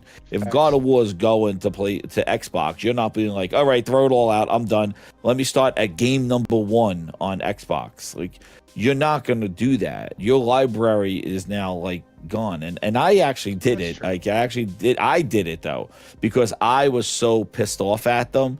when they were selling that console for $500 and doing this stuff that I was willing. What happened was I kept both of my Xbox and my PlayStation. I started playing the exclusives, and then I remember a couple of times I bought the multi-platform game where I would traditionally buy it on Xbox. I started buying on PlayStation, and then before you knew it, after about 6 months to a year of doing that, I looked at my PlayStation library and it was getting as big as my Xbox library. But what I also realized was that PlayStation, even back at the PlayStation 4, got a bunch of games that Xbox did not get. And there was so many games, even some, I remember I was playing, damn, what the hell was it? It was like, Japan All-Stars and things. I was like, whoa, these games never showed up on Xbox. And I realized there was a lot more games on PlayStation. It was almost like a revelation when I went to Steam to see how many games Steam had as opposed to what Xbox and PlayStation had. So I felt that way too. I was like, wow, they got more games here. I'm buying these multiplats. Yeah, sure, I'll pick up Call of Duty on PlayStation. I'll pick up Destiny on Destiny was there. And that's what happened. So I slowly built that up over a year or so. But you got to remember, these other guys, they have these things. So they may not want to do that. So the problem that Phil has to do is that they got to figure out a way to get people to continue their library. Otherwise, they're going to leave the platform altogether very fast. If Phil's just like, yep, we are kind of done supporting the hardware. We have cloud. You can play your games on PC with Steam, with a cloud app that we have there. Your library comes with you to PC, your Xbox library. We're emulating it. I always thought they may even emulate it on PC, but they got to make sure that people's library of games goes with them. If they lose that connection and they don't do it properly, then there will be a mass exodus, and then I think it's all done. But you got to realize, people are just not going to just pick up and leave. But I do think the Gears of War thing might piss them off enough to just go, I am done. The other thing, just to kind of wrap up this thought, the other thing is that because of Game Pass, the scenario that I said where I'm leaving all these games is a different case because you don't own those games. So again, Game Pass bites them in the ass again because people sitting there with a library of 250 games on Xbox because they pay a subscription. Guess what? You don't pay the subscription the next month. Those games go bye-bye. You don't have a library anymore. You're free to leave. So again, Game Pass and not buying games can't keep the customer to their platform anymore either. You're talking about people that have been there for 5-6 years that bought all these games. They might have an issue leaving or moving to another platform, and they're kind of concerned. But these newcomers that they've been attracting for Dollar Bill Phil, they will easily, dude. They will walk by. Oh yeah, because guess what? They just don't pay the subscription and they move on, and that's it. So Game Pass is going to kill them too, because you don't have people tied into a library of games that you, over the last 4 or 5 years, these people have been playing through Game Pass and not buying them. They are free to go. As soon as Gears goes over there, they're like, okay, I'll go get a PlayStation, cancel my Game Pass.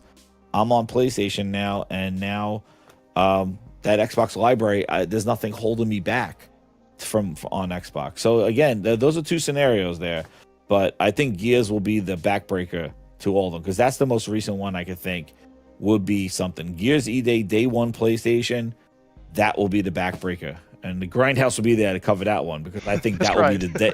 That would be E-Day. That is going to be, it's going to be a burial day, not emergence day. That will be E-Day. It's so crazy. It's poetic that Gears would be the E-Day for Xbox. That's what I think. Man, chat seems poetic, to pretty much baby. agree with you. Hero had said that he thinks it's going to take some people until they stop making the console. And that's following that. Yeah. Yeah. They will. That's what Hero said. He said some of them are just going to have to be told, no, you have to go home now. You can't stay here. Well, they're actually what they're doing now. They didn't bundle the console. They didn't put it on sale. They didn't do any of this stuff to really promote the console. The writing is on the wall. They're kind of letting it just fade out. And I think what they'll do is maybe do one more revision where they'll kind of do a series, maybe one with more memory or something like that. But then they'll just be like, hey, because they can't do it yet because they don't have the path to PC yet. They're trying to get people to go to PC. They're keeping Game Pass at $12 on PC. They didn't increase that. They're overpricing. They're overcharging the people on console for these years. PC dudes are sitting there for $12 just to play the games. They don't want xCloud. They don't need that stuff.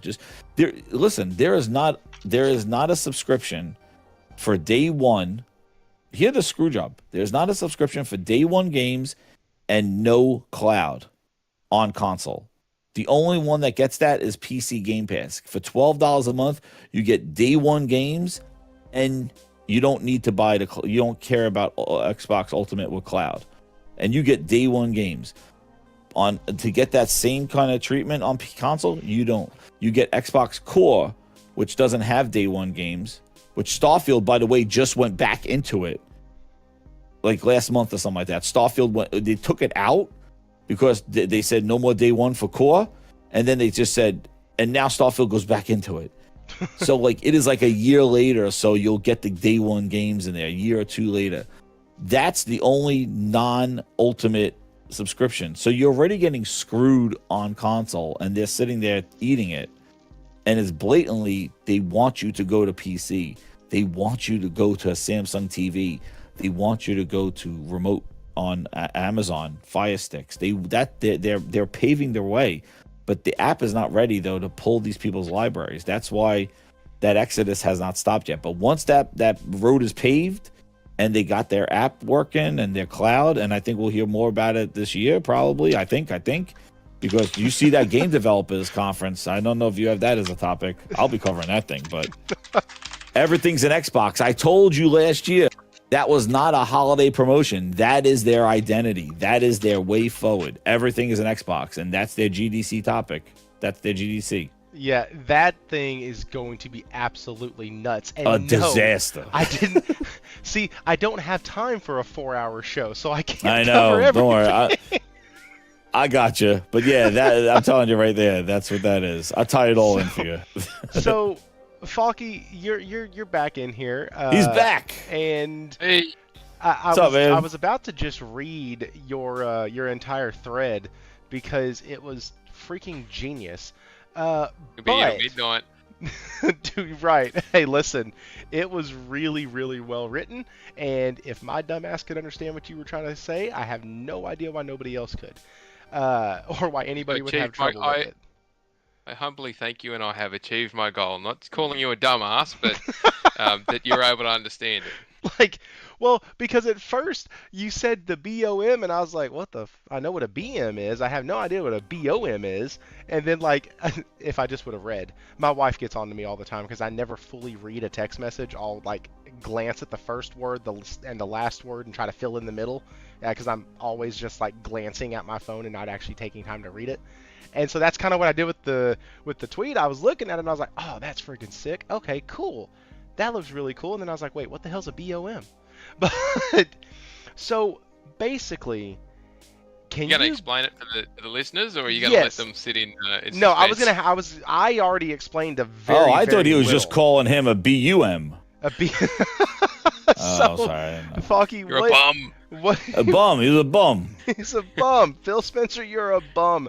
That's what it was called. The Xbox Wolfman, the guy who said that Xbox they're all sitting in Wolfman. warehouses. Gaming Grindhouse original. What's your...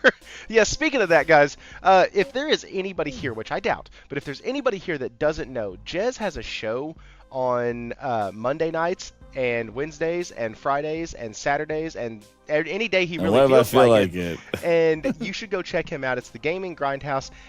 Henri also has a YouTube channel, Henri Heck. It's just Henri. Go check him out.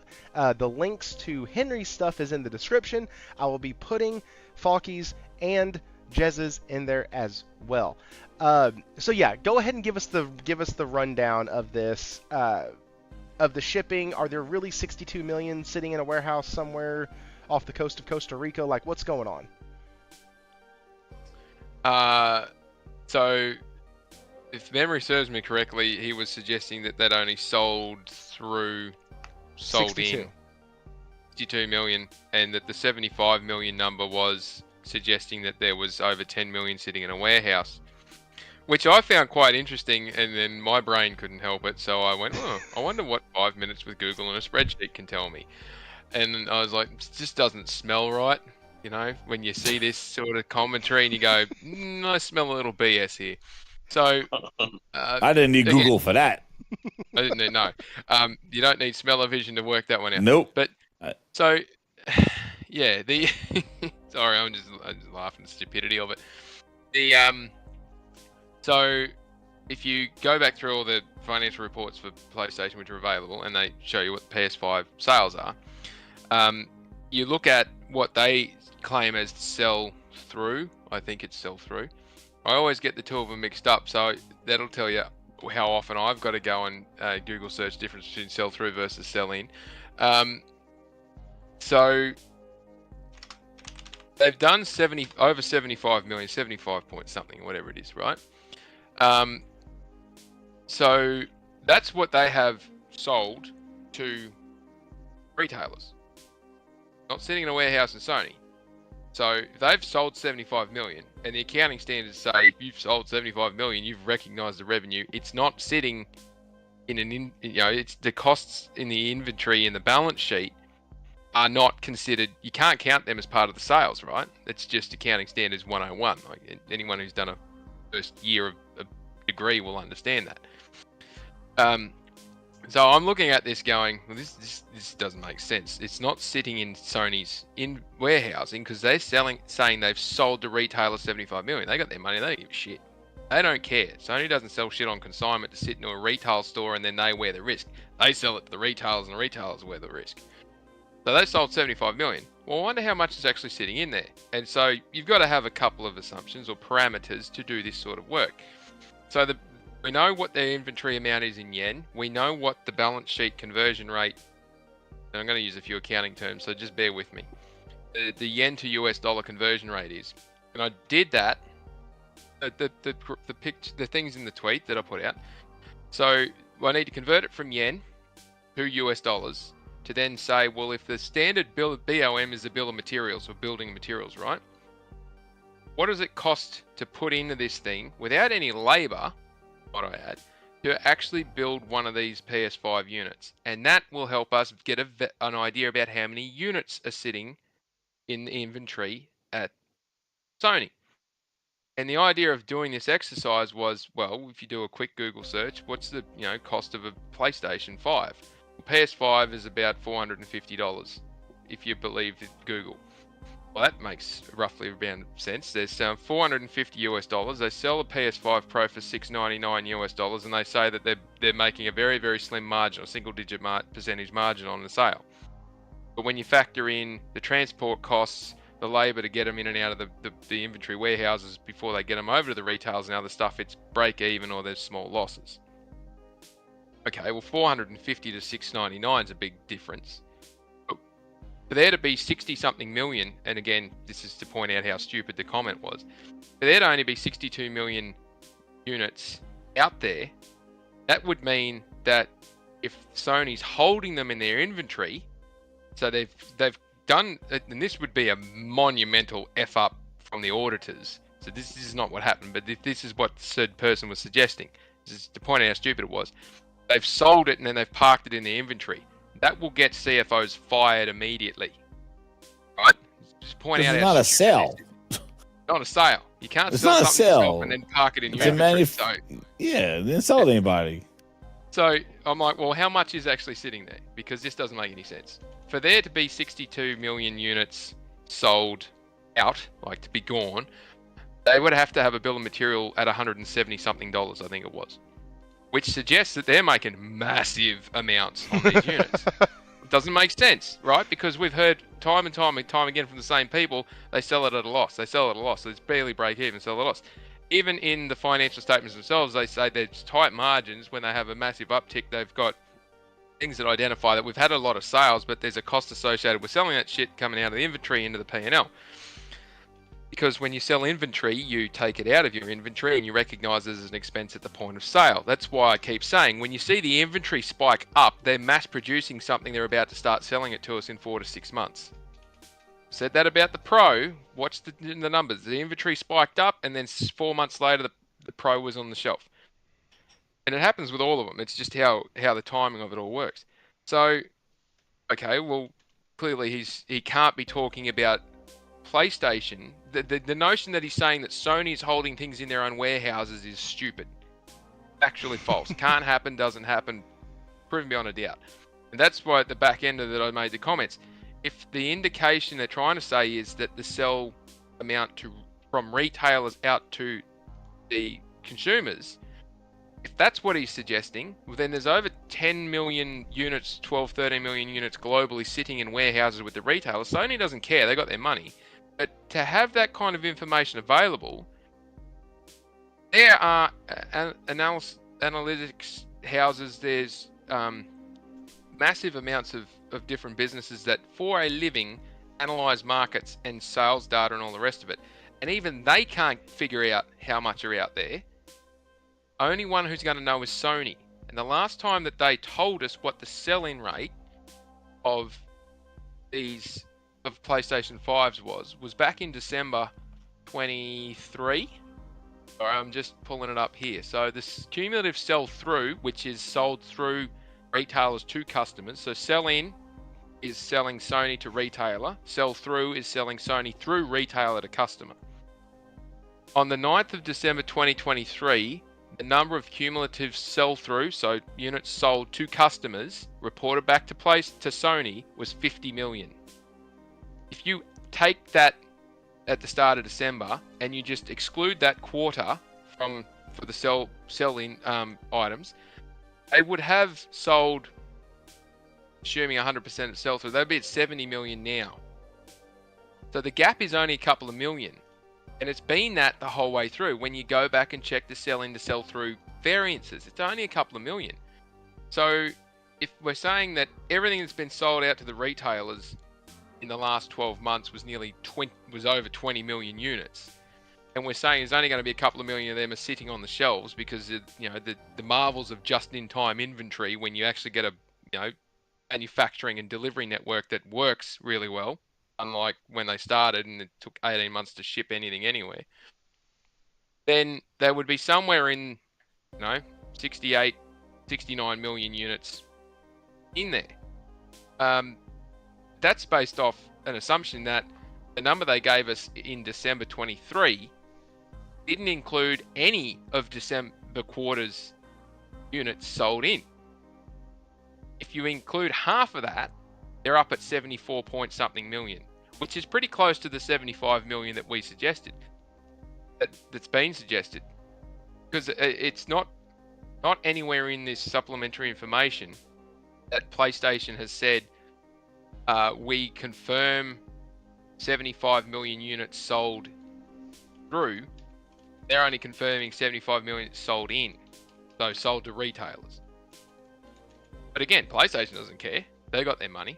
And when you just do a little bit of basic mathematics and a little bit of looking at the reports, you'll see quite quickly that to suggest 60 to 62 million units have only been sold out to consumers, and there's in excess of 15 million units sitting in warehouses at retailers, then GameStop should have gone broke years ago. Like, that's the suggestion that there's that many millions of units sitting out there, when I see it in the link with, if the bill of materials is up around $500. Now, correct me if I have misappropriated this, but it's something like there's $2.2 billion worth of inventory sitting in the warehouses. To say that there's 15 million units sitting out, we're talking tens of billions of dollars worth of inventory sitting in retailers. Go and check their financial reports. I guarantee you there's not that many sitting there. And it's, again, they're publicly traded companies. Go and read their financial statements. Go and look at GameStop's financial statements of inventory on hand. Value that and tell me if there's tens of millions of units or millions of units sitting there. They don't store that many. They don't need to store that many. And when you consider that they sold 9.5 million units in the December quarter, which was expected to be a pretty big quarter, But leading up to that, they'd only sold 11 million units for the previous 3 quarters because they've done 20 million units in a calendar year. Then why would they be stockpiling that stuff? So that's actually where the coat kind of gets me, and I'll bring in, we can bring in Jez or even Henry on this, but there was a post on X, I'm going to pull it up right now, because I bookmarked it because it was funny as shit, and it coincides with this and like the sales of PlayStation and all that, and it says, this is from Joel Garcia, don't know who the heck this is, but he said, so PS5 shipped 9.5 million units in 3 months, yet Xbox sold reportedly 2 million in an entire year. Like, that's some fucked up shit. And we're gonna go ahead and get into kind of the last topic. And I need to know on here who has played Dragon Age Veilguard. Jay has played it. Nope. That's why it's in PlayStation Plus.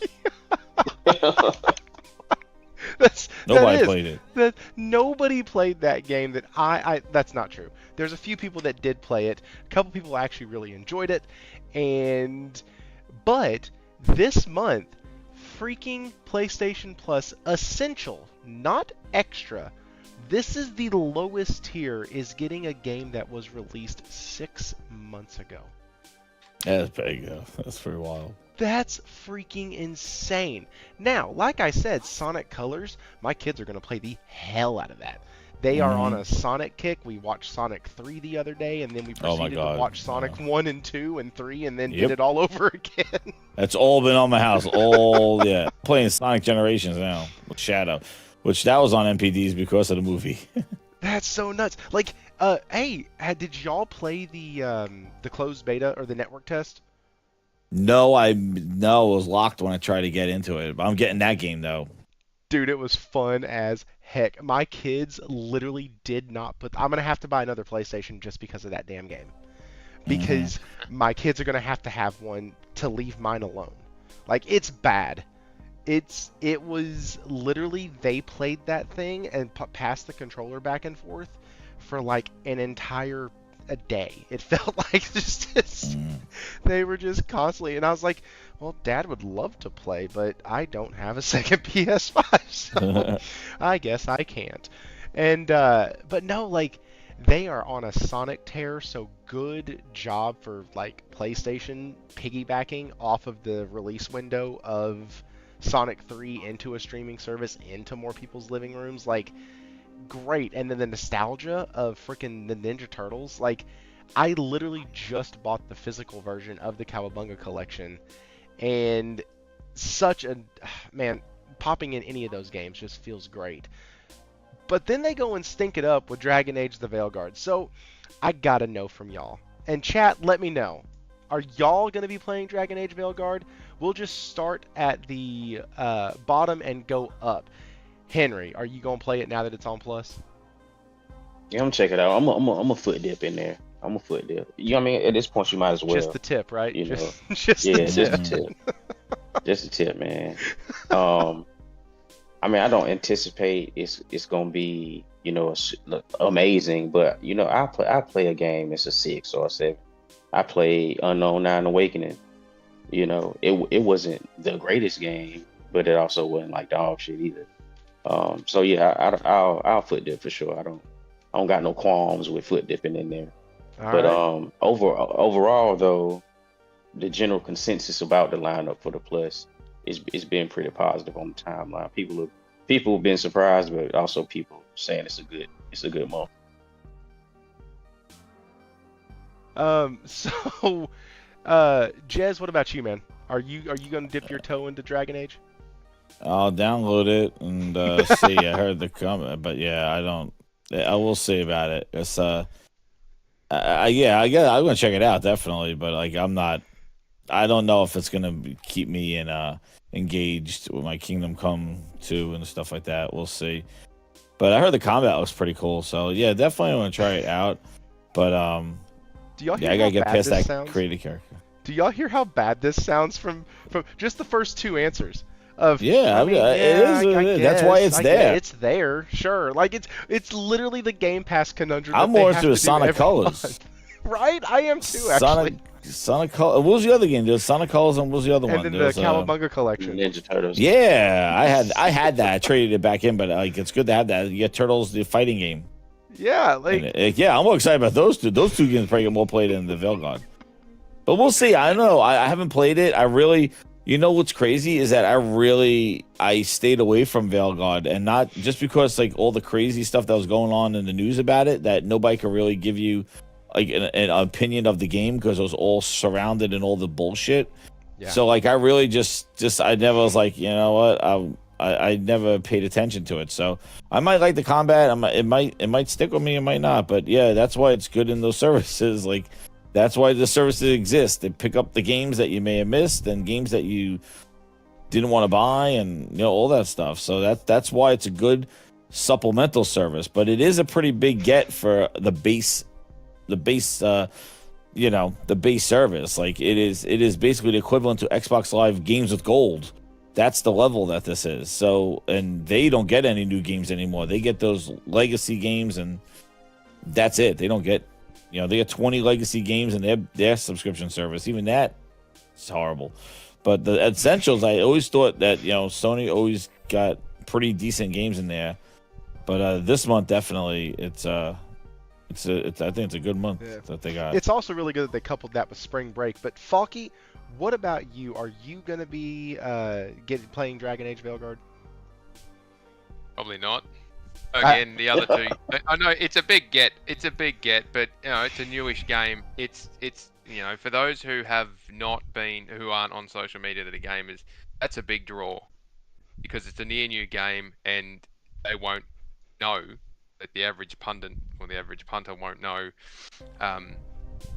what's going on with it. They'll just go, "Oh crap, that's only just come out recently. That's pretty cool. I'll jump in and get it because a 3-month or a 6-month subscription is less than buying the game as it costs right now." But those who are on social media and either follow or don't care, the issues surrounding that thing, it plays well from what I've seen and heard. It's a decent story, but it's not it's not a barn burner. It's not absolutely tearing the doors down on what the game could have been. But having said that, again, because my gaming tastes are slightly different and I'm really old, the Cowabunga collection and the Sonic game are, the young fella, my son is absolutely over the moon that he's getting that Sonic game. He's already got it on a Switch and on his computer, but now it's on the PlayStation, so he gets to play it with the PlayStation controller. So he's super excited about that, and I'm pretty keen for the Cowabunga stuff. I had that as when it first came out on cartridges, and played it on the old arcades. Dude, I put the GBA the Game Boy Ninja Turtles is on there.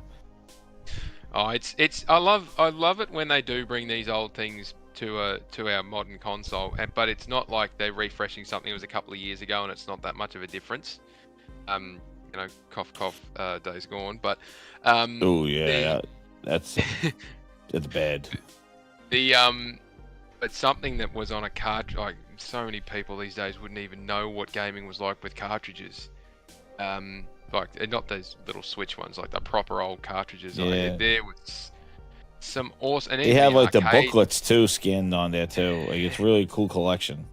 It is. It's amazing. And the arcade ones being on a console I can play at home because God, I don't know about others, but there's some days where I just go, I'd just love to go down to the arcade and just throw some coins in a machine and just lose myself for 15 minutes, and just have that experience. But take my son down. He's never going to get that experience because it doesn't have it anymore. But when you had to work for it, you actually had to have the money on hand. Yeah, they have the NES version on there. Talking about work for it. They have the NES Ninja Turtles on there. Yeah, so I'm keen for those. I think it's a good, well-rounded month. There's a bit in there for, as I said, we've just spent 2 minutes talking about nostalgic. Young fella's really keen on the Sonic stuff, and as Jez pointed out before, it's pretty important. And for a lot of people, the timing's really great. But the Veilguard stuff, like that's not aimed at us. And then that's another thing that I constantly remind myself. Like, they do these decisions. I said that's not aimed at us. That's aimed at average Joe who's not on social media, doesn't follow the gaming social media circuses that occur. They just see that advertised somewhere a game that came out 3 or 4 months ago is now in the service, and you can get it for $15 a month or whatever the hell it is. And the base one, the subscription that you have to play Madden. You're getting, you're getting this game too. So yeah, I think it's a pretty good month for the 3 games, like, in there, like for there's 3 different games, and they're pretty big ones. They got them in there, so they had a good month. Yeah. I wonder what the other one is. On a different perspective, I didn't realize that EA was in that bad a state with this game that they had to lump it into a subscription service, and they chose to put it in the PlayStation one. Yeah, I thought it was. It's not an EA Play game. Like, it's not like Nope. It's not coming to EA Play. Like, that's why I thought it was in there. Maybe showed up in EA Play. And it's, as you say, it's in the base version. So anybody who's, like you say, got the subscription to do online multiplayer is going to get this game. So yeah, they literally hit the largest market that they could have with as far as subscription based. They hit the largest market. Now, what do you mean, not Game Pass? No, not Game Pass, because like y'all were talking earlier with fabricated numbers, like if something is sitting in a warehouse and not actually sold and all of that, and all you're doing is shuffling things around to make it look better. Well, if we all remember, that's what they did with Core, where they just shuffled it into Game Pass and then said, "Oh, we're at 32 million." No, you're at 32 million because you added the 7 million that you still had, or the 5 million you still had over on Core, and you should have been at 33 million, but you dropped down because you actually lost subscribers when you did the switch. Like, so no, Game Pass sucks ass. And yeah, but it's pretty. It gives a perspective to, like, what that the fact that got it and not Game Pass got it. That's why Game Pass will get it next month or so. Who knows? In my topics, it's very telling. Like, what does this actually say about it? Literally, it does 2 things. One, Faulkie, I think you're absolutely dead on accurate. For the casual gamer that isn't plugged in online, they're going to look at this and go, damn, that game was $60 just 2 weeks ago. Holy shit. Cool. Heck yeah, I'll pay $9 or $10 or whatever. Or they're the person that has PS Plus Essential because that one time, and like 2 years ago, where they got really big in Call of Duty or whatnot, and they just never canceled. Like, they now get what they deem as a $60-$70 game, a marquee title, and like, shit, this is really good. Especially after a February that was really lackluster, because Payday was your headliner. So like, yeah, it was really a bad. It was Payday. What was it? Payday, Pac-Man Repack, and High. Yeah, Pac-Man and High on Repacked. High on Life. I forgot. I remember they hyped the hell out of that when it launched in Game Pass like 3 years ago. February's a gimme month anyway. It's you look back at what we've gotten every February for the last 7 or 8 years. It's always been a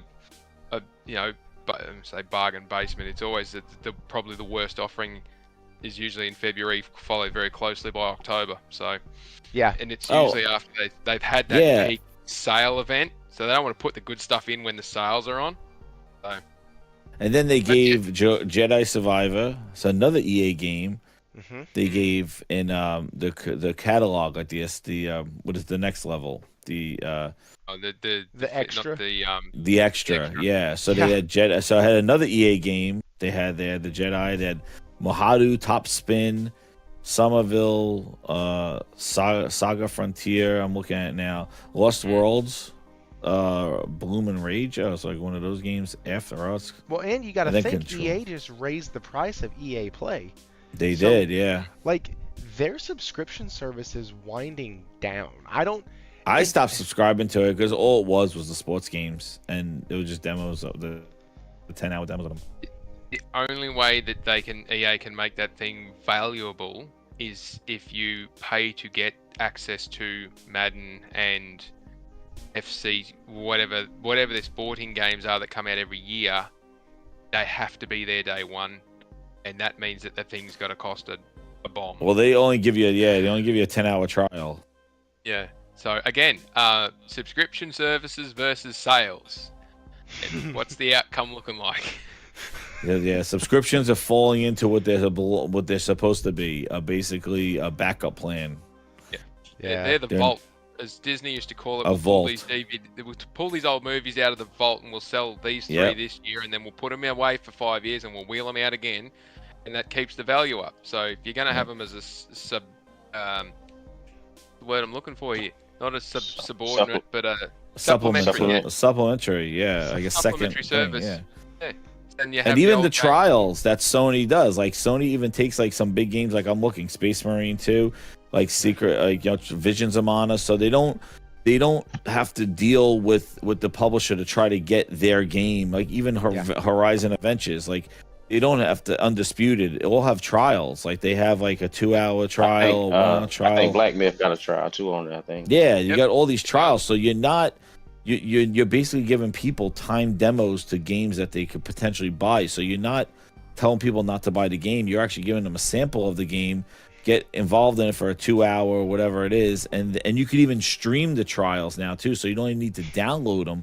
Some of these games you could hit stream trial, and you could actually play your trial streaming, so you don't have to download it and take up space. That's how I got WWE 2K24, because they put it on a trial in premium.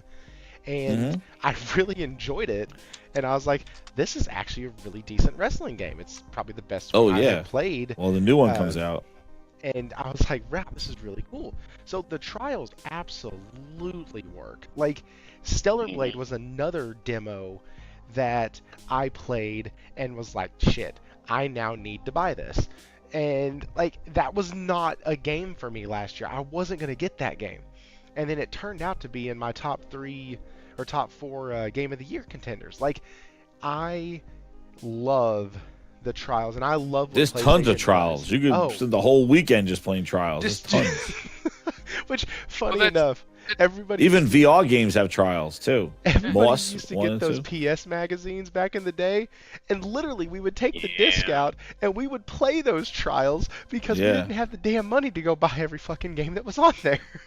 Yeah, there's tons of trials on here. 2 hours, 1 hour, and you can stream them. Like, it's another benefit of this that doesn't turn people away from buying a game.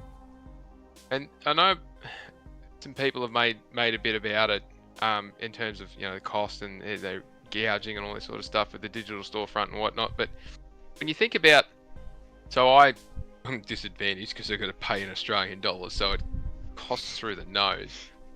But I buy my subscription annually, get the discount, and I do it Black Friday sales, so I get even further discount, right? By the time I've paid for my annual fee and I've put that forward, and I know some people can't do this, but if you're able to, once I've converted over to US dollars, and I've got the top level subscription, so I get access to all the game trials and all that sort of stuff, and the game libraries and the classics libraries and all that. Like 650 something access to 650 plus games and like 40 or 50 trials at the moment, all this sort of stuff, plus additional discounts on sales and all this other crap. It worked out to be like $7 a month when I converted it to US dollars. Well, that's the thing. Like, you get an annual discount. Like, that's something that Xbox still doesn't have with Game Pass. Like, PlayStation has annual discounts for all 3 of their services. Yeah, and $7 US dollars, it's just over $7 a month USD. And I know it's not that if you pay by the month, but if you're able to get access to stuff at that value and the other benefits that come with it, and like you're saying, we get all these demos, it's a brilliant idea, because if you've got access to the demos, you will notice in most regions that the demos that you're playing for the couple of hours is gets you into the game long enough to get you hooked if you're going to buy it, and then demo's finished. Yeah, it's a trial. It's the full game too. It's not like a sample of level 3 or something like that. It's the full game. That's right. And you go, all right, start from start, go through, saves carry over if you buy it. I get download and all the rest of that. Yep, great, excellent. I'm 2 hours in. It's like, it's ended. Do you want to keep playing? You got to buy the game. I'm like, yeah. Really enjoying this. I'll go and buy it. Oh, look, because I'm a PS Plus top tier member, I get a little discount. I get 5 or 10% discount if I buy the game now that I've done the trial. Well, that's pretty freaking smart from the marketing team at Sony, isn't it? All of a sudden, they've generated a sale and they've had to do sweet FA to do it. And it's a perk of a subscription. And they've Yep, got and it's you a perk of a subscription, and that's the thing. Like it adds, it's like it adds stuff to it, and you got the classic games, you got the trials, you got the, and also too, if you have a portal, there's a whole library of games that you could stream to the portal. Oh yeah, that thing. Jez, that you opens said it up that's too. portal, If you have that too, you're gonna pull Henry's chain on that one. That's his baby. yeah, but no, but That's his thing. that thing also lets you stream games to the portal directly, not from your PlayStation, with that subscription too. Yeah. Which is another added benefit And it's to it. 200 So like, yeah, plus games, not 50. yeah. Yeah. So like that's what I said. Like, yeah, they do a subscription. Sony has the IP and stuff to do it better. Like, you know, I'm playing Tekken 2 and Tekken 6 and Virtual Fight. They got all these classic games in here. Well, they got all the games that were released on PlayStation never They went need to do anywhere more else. of it. Yeah, they need to do more of them though. I think they need. And that, just to cap off on the point we're discussing, because I know we've slightly deviated away from what the original conversation was, but that is how you get a subscription service to lead to sales. Not here's the whole game. Once you've finished it in the sub-service, if you want to buy it, we'll give you a 40% discount because then you can just own something you've finished playing. It's no, here's the taste. We've got you hooked. Here's an opportunity to get it. You'll feel good because you feel like, yes, I've started this and I've got a discount because I've paid to access this, so they're giving me something back. You start feeling good. And what happens when you start feeling good? You start making really poor choices around paying money for stuff. So, and they go, thank you very much. Boy. So, again, This is criticize why them all you strip clubs like. are so successful. Just saying. They're making, but that's how they make their subscription service. So they get you at the ground with these games. Here's some great games. You need this to be able to do the multiplayer tick. Well, if you pay a little bit extra, you can get this. If you pay a bit more extra, you get that. And if you get that, you get these discounts and this access. And then all of a sudden, that's what I keep saying. We've increased the amount of money that we're pulling out of people's pockets is by just doing stuff like this. And credit to them.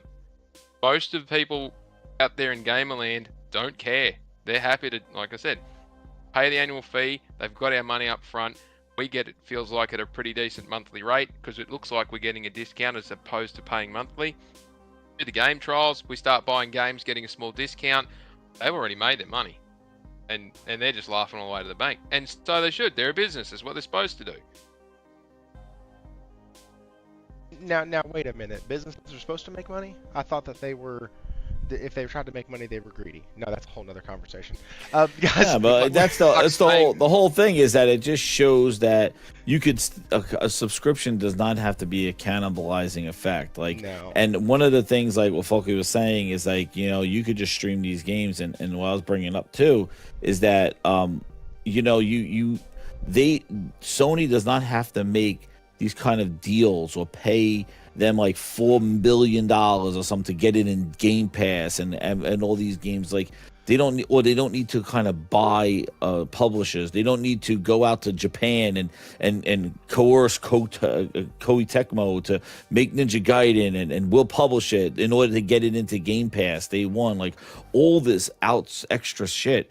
All you got to do is you get all these games and they have trials because you're not compromising the game and have to get the developer's blessing in the sense that they're going to put their game in day one and potentially lose sales that they may want. It's basically, it's a way of having a subscription to be a supplement, a way of having an alternative of games when it's a dry spell or you don't feel like spending money this month and playing games. You could explore all these other games and that's kind of what I always thought subscriptions should be. Not the main thing and not everything that you do goes into subscription. And who said, and this whole day one shit, it's like, why is day one so essential when you could have the waterfall approach of getting a game out there, letting people buy it. It's not compromised because it's not going in a service. They're trying to sell it, let it do its thing. And then later on, put it in the subscription service and let it do its thing there.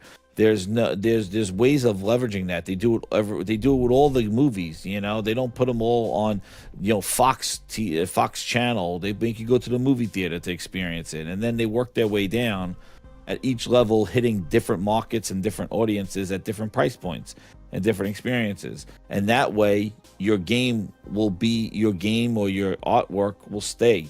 Whereas if you put everything day one in a service everywhere, the only place that thing goes down, it's available to everybody day one. You might get a nice bump day one, but that bump is just going to be a goddamn ski slope, because the only way you can go is down in price, down in market share and attention, because you have saturated your market day one, and that's it. The only way now is just going to fizzle out. Whereas in the waterfall approach, you could kind of relaunch it. You could basically put it up with DLC, put it up with a game of the year, and put it on a different platform. Charge it on PC at $50, $60, 2-3 years later.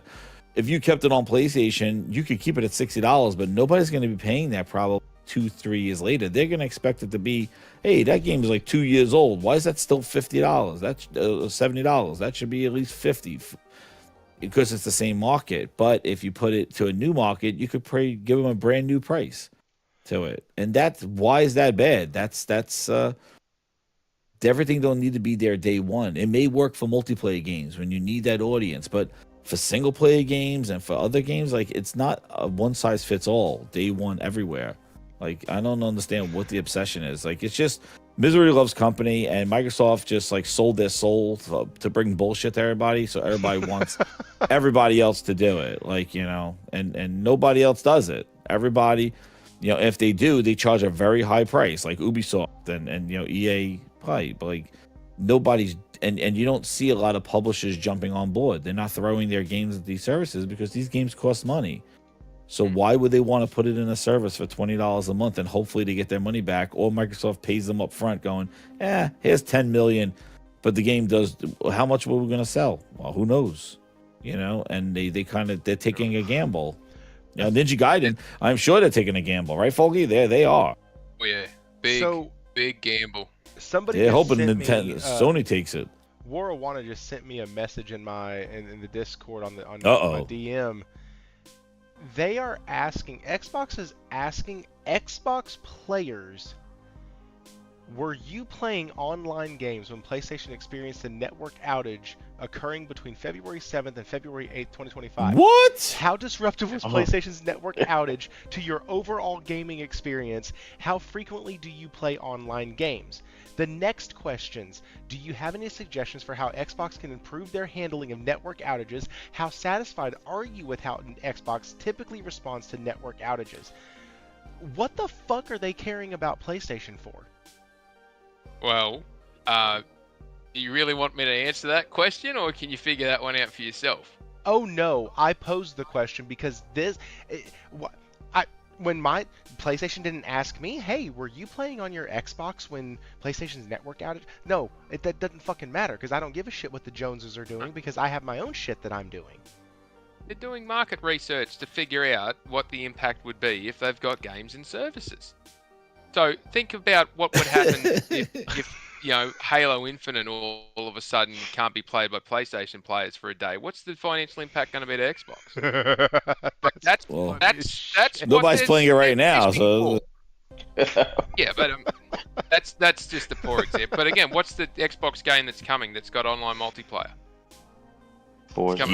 Gears and Forza Horizon 5. Forza Horizon 5, and so they'll want to know, is this going to impact us, because they will be trying to figure out, are we selling this thing with any kind of engagement online component that we need to worry about losing money on for microtransactions, or are we going to put this thing into PlayStation Plus and let it run from there?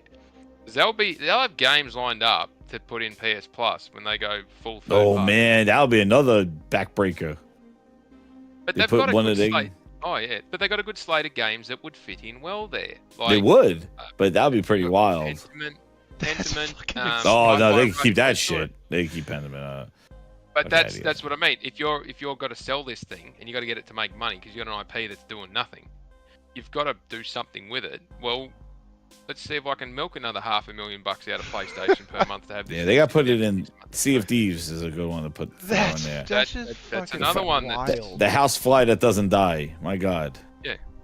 Grounded's probably another one that they'll be looking at online multiplayer going, well, geez, what's an impact going to be? But I mean, They all have services that go down. The PlayStation One is Xbox. because That was a they're pretty, big and it seemed like it went forever because everybody reported it, but it was it was like 24 hours. But man, that was pretty wild. It whatever the bloody intern did, press the button on something and went. The Herman nuclear tripped red over a button off, cable, probably stumbling out of his office at 2 o'clock in the morning. staring after at a getting picture of his Aloy. He tripped over a cable. She's good, it's so hot. I love myself some Aloy. I'm not going to get into that part of it, but anyway, you've completely derailed my train of thought. Think about Aloy. Think about Aloy and the peach fuzz on her chin. She's so hot, I can't wait to see 20 Aloys running around in online multiplayer. What is this? Oh, he tripped over the wire. Fuck it. Back to my yacht. If they that is, I know people take the piss out of it, but if they were going to make an online multiplayer PvE, then a Horizon universe without the main characters from the story was a decent one to look at, because you've got the ability to have all these different types of machines. Mm-hmm. You can dungeon crawl in those, whatever the hell those big purple monstrosity underground things were called, or you could be overground. You could be in the air. Yeah, the cauldrons, the that's factories. it. You could have 3, 4, or 5, whatever you want to do. I'd say no more than 4 would be sensible, but you could have different loadouts because you've got melee combat and you've got range combat with the different types of arrows. Like, there was so many opportunities that they could have had to make a good one, and whatever the fuck they chose to do, they obviously didn't do a good job. So, and then you look at the ones that they do have coming, it's like, did you guys learn nothing from Helldivers? Did you learn nothing from, previous online multiplayers you've had with Killzone, Shadowfall, or those other ones where you got PvE? I think they missed an opportunity there and they focused in the wrong place. But again, that's just my personal perspective of it. Like, that would have been pretty fun. Like, for those who've played Helldivers, and you get that bit of the comedy that's in it, it really makes that game. But the friendly fire and the pressure and the music, if you did something similar with Horizon, you just didn't have that, the comedy in it, but you had live, friendly fire. You imagine fighting one of those big thunderjaws or something like that above water, or trying to take something out near water, and you got someone underwater attacking it from there, and someone on a cliff shooting down from it, and all of a sudden you get an arrow in the back of your head because you stuck it up at the wrong time. Or you trip over one of the tripcaster wires. Now you're electrocuted. Yeah, That's right. So there's having that stuff. What I'm describing sounds like a fun thing for me. I don't know if others would see it, but I when they said they were doing one, I went, well, this makes sense. If they produce something like this, I'm definitely going to jump in and have a bit of fun with my mates, because they sell me the game for $40. I play it for 2 or 3 months, and then it wanes off. Then fine. That's a good game. It's good fun. It's what multiplayer used to be. Remember when you had to put 4 people in the one room with the same TV and 4 controllers? Like, GoldenEye. That was an event back then, but Dude, GoldenEye was brilliant. That was good. But, yeah. GoldenEye broke so many of those controllers for the fucking N64. My God. That was crazy back then too. Like you would be so cheap in the sense that you'll have like the official controller. Then I had my like bootleg controllers, and nobody wanted the bootleg controller. But I was like, I'm not I don't know, it was Mad Cats back in the day, but it was like the one with the longer like Nintendo 64 stick, and it wasn't like the official one. But you're like, hey, I'm not buying 4 of these official ones. They were expensive. And the draw of the unofficial ones though was they were always see-through. Like, the unofficial ones always had a see-through. And they had a longer analog stick that was extra wiggly. It wasn't as compacted. But nobody wanted that one. They're like, oh, I don't want that one. Like, no, you're getting that's on the third person. You're getting that one. Did you guys ever get the ones that Namco made? They used to make like Bandai Namco used to make the weirdest controller accessories for some of their games, because obviously they had the guns for the screen shooter ones. Jeez, I wish they'd bring those sort of peripheral things back. That Time Crisis was brilliant. That they made one controller which rotated in the middle for racing games, and you twist this side for accelerate brake, and you twist this side for steering. So if you wanted to turn left, you'd sort of rotate. I don't know what you'd say. You would twist it so that your thumb moved down and your index finger moved up to turn right, and you go the other way to turn left. But Accelerating was turning back, same thing. Accelerate, you turn it back towards you, the index finger coming up, and then you brake going the other way. So you're constantly doing this weird stuff with your hands. It was a mindfuck. I think I know why those controllers didn't succeed. Dude, that sounds crazy. I have one. It's sitting in my cupboard next to me. It was nuts. Then you put and then some had rumble packs. Some I had to buy the rumble packs for, and put them in the back where the memory card slot was. Perfect Dark. Yeah. Sorry, Perfect Dark for Game Boy had a AAA battery rumble pack. Yes, it did. Oh my god, yeah. Mad that game. So and you had to buy what was that the power pack for the enhanced expansion pack for that to get 4-player on Perfect Dark. That's right.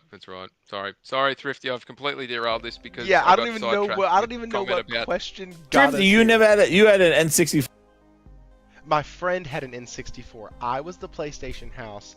He was the N64 house. That's how that works. So we would go over to his house and play Mario Kart and GoldenEye, and they would come over to my house and we would take turns playing Final Fantasy VII, Final Fantasy VIII. You didn't have a multi-tap? I did. Well, those are single player. There's not a lot of games. Yeah. Right. You come over and watch me play. No, well, we took turns. We literally when we would walk around and I would do the exploring, but once you got into battle, I would just hand the controller off and let them do the battle and the fights and all that. So it was really cool. We all kind of got to experience together the story of Cloud and Squall and Renoa. Yeah, it's like watching a interactive movie. Yeah, and it was really, really fun. But we would always alternate whose houses we went to. So we had these guys in our group who were Final Fantasy fans but didn't own a PlayStation, and they only ever played the combat in a couple of them. And you had somebody like me who was oh no, this Mario Kart game is sick, and Mario Kart 64 is awesome. Well, do you have that? No, I don't, but my buddy does. It was, but those were back in the day, man. One of the things that I loved about Sonic, and Henry, you can talk on this a lot too, because you like the multiplayer games also. Couch co-op is still a big deal to me. I don't know if it's a big deal to y'all, but the older my kids get, the more couch co-op is so important. When I found out that Sonic was going to have the new Sonic Racing Cross Worlds was going to have couch co-op on it, that literally sealed it for me. Because I can't wait. My sons were asking, Dad, can you race with us? Can we team up and take out some of these other people? And I was like, well, hell yeah, we can. And then I realized that you couldn't.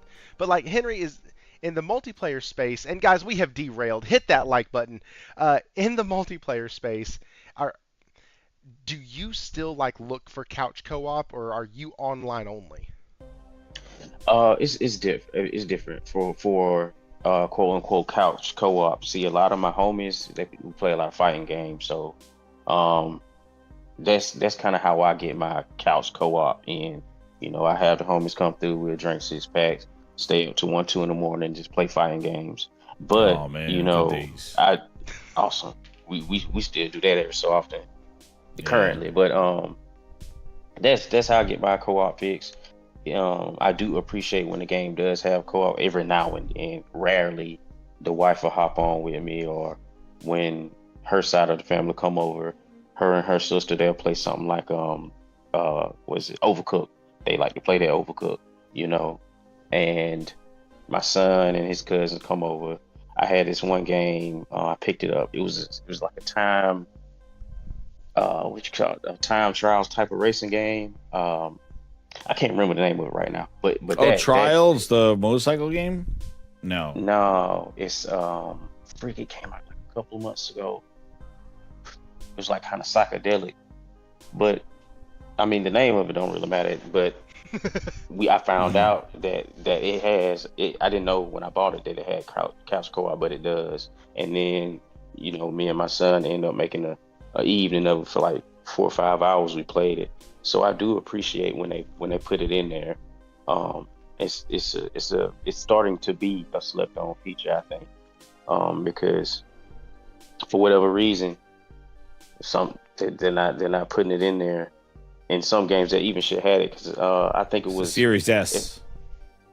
Yeah, Yeah, and then also the what if the last Power Ranger game that just came out, the Rita's kind Rewind. of, I think, was that couch co-op or it was only online co-op? I think it had couch co-op, but like The Ninja Turtle one was a good the one. I Ninja Turtle played that one. had couch The Shredder's co-op. Revenge. But what was weird Okay. was on PlayStation you could only have like 4 people, I think. And on everything else you could have multiples, or like 6 or 8, I think. I think that was one of the Hmm. No, I think complaints about the PlayStation you couch. could add 6. You You could have have 5. 6 locally? You could have 5 people locally, I think. Locally, okay. Was it 5? I think you can. You could have a whole team, I think, on that one. I got you. Like Right. those type of like, so the couch co-op stuff is fun to me, and it, even if I only use it a couple times or even if it's just with my kids, just for the simple fact that like I feel like you said, Henry, that's a lost art. Like it's a lost feature. It's something that as the world of gaming gets more connected, we end up more disconnected, right? Hmm. Like it's just like with social media. The more we're online and plugged in to our relationships and our follows and our connections, the more we're actually disconnecting ourselves from like Real real people, right? Yeah. Like, right, like I have an actual name that's not Thrifty. Like there's a person behind The this persona. persona, right? There's a Yeah. person behind this. There's a person behind. Well, I'm pretty sure Henry's name is, it's just Henry, but like I like. It's my last name. See, there you go. Like, See, everybody got different names. Yeah. everybody has different names. No. And so I love that personal aspect. I also like the fact that I have a lot of friends who come over to my house on a weekly basis. And I say a lot. I have like 4 people who come over to my house on a weekly basis. And whenever they see the PS5, they're like, "Oh man, what are you playing this? Like, what have you been playing?" And how cool is it that I can look at certain games and certain titles and go, "Actually, I've been playing this. Like, I was doing the trial for Cross Worlds." But if they come over, then I can go, "Hey man, grab a controller, let's play." Like, I know. that's It's just there's not a fucking lot of love games that. though. It's so tough, like to get like those games. That's why those Ninja Oh. Turtle ones was really good. That was when I did I did that. The other way we do is we do the whole like I get on one PlayStation, the other one, so my son gets on the other PlayStation, and we just basically Yeah. play online, but we're in the house. We play, but we don't play on that. The other thing too, I think some people are not fans of how the split screen sometimes works. Now, they don't like playing on a split screen. I think the games that like you could share the same screen is definitely more Yes. palatable. I think like when you have like a little section, it's like only look here, don't look there. That is definitely an antiquated thing, that's something that you got to get used to, which is crazy. Now that we got these huge ass TVs, you would think split screen would be incredible when we were playing it on friggin' 15-inch TVs and we're doing little corners. 15-inch TV, and when you played like Mario Kart or GoldenEye or whatever it was, part of the challenge was you knew the people you were playing with and against could see what you were doing. Oh So yeah. It had to be either real. You could use that to your advantage, or you get your ass kicked. Like it was part of the fun, and that's the. It was part of the fun. You would know, like I would play GoldenEye, like I know I didn't going to get you. Like that was it. Like it was that was the day. To this day, when my brother-in-law and I play Madden together, we still look away while the other person picks their plays. Like we still do that shit because it's like, nah, man, that's a fucking advantage. But no, you could bluff. Do you remember you could bluff in Madden if you shared the screen?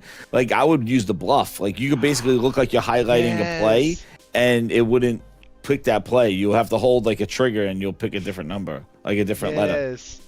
It's just, it's all those little things that, like, I don't know, guys. Gaming is something that we all love and we've all done for years. And going down these, I think gaming is taking us back down some of these like memory lanes, memory roads, whatever you want to say.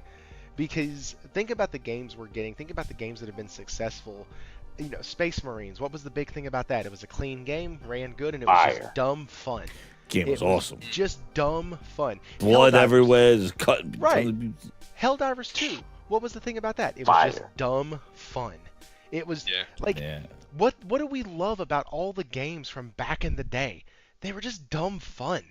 Like, We don't get a lot of those. Even those dumb fun sports games like Blitz and dude, we don't. and all the NBA Street and FIFA Street. Like, we don't even get dumb fun games that much anymore. NFL Street was probably my favorite sports game when I was a kid. Like, I freaking loved NFL Street. That's why I get all the. That's why I have all those retro. Because when I go back, when I just want to have that dumb fun, I just go back and play the older games, like the old arcade games and just like that stuff. Because I need that fix. I'm like, and when I play that, I'm like, yo, why now everything? And that's where as we get back to like live services and monetizations and pop-ups and season passes and stuff. And those games were just dumb fun. Those other ones, NBA Jam, NBA Streets, like, you know, oh my God, what was the other one? Def Jam, like just fighting games, just crazy. Def Jam was awesome. Dude, they just did fucking all this sick. shit. Great, oh my God. We're So blessed. creative. We're blessed to a degree as the older generation in gaming. I'll put it that way. That we got to experience so much from where it really began 30 plus years ago. And the that we still get occasionally a bit of dumb fun or some couch co-op or something that we can find some nostalgic joy in that allows us to continue to enjoy that. I feel we're blessed to a degree because it could just be they've thrown everything at live service or they've thrown everything at licensing deals with Fortnite and that's their reality, that they just chase that advertising in gotcha game style mobile crap. But the fact that some companies still persist in a business model that allows us to enjoy what we have enjoyed for a long time, and that not only are we catered to, but to some degree are the foundation of that continuing business model. And I know I'm talking businessy here, but it's really important that we get to still enjoy this stuff because of how we vote with our wallets, and how we say yes, and not just those of us who are in the social media and online, the gaming community that have this social media presence. It's everyone. They make a misstep, people don't buy it because they don't want to pay that much money for that game, or it's a good factor pointing out to the media that reviews games.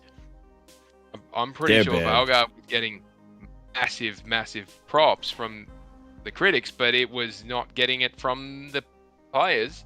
They don't get any. Yeah, and I think I think the media does such a disservice to video games now for clicks and engagement. I think they have been the biggest culprits of just like ruining this shit. Oh, absolutely. But to not go down that rabbit hole because we could spend hours on that. Yeah, that one now. To steer it back, talking about multiplayer, we might not get exactly what we remember. We've just spent time, reminiscing on, but it's still there. I mean, you look at Split Fiction. I was about to say that. That's like you're talking about split screen. Yeah, that game looks awesome. That looks like mad fun, but that is and the code's cross-platform too. It is, which is awesome. It's purposefully built. Anybody can play. Playing co-op, but we still can do couch co-op. I love playing the Lego games with my son. I don't care which one it is. I just love playing them with him because we just run around and have fun.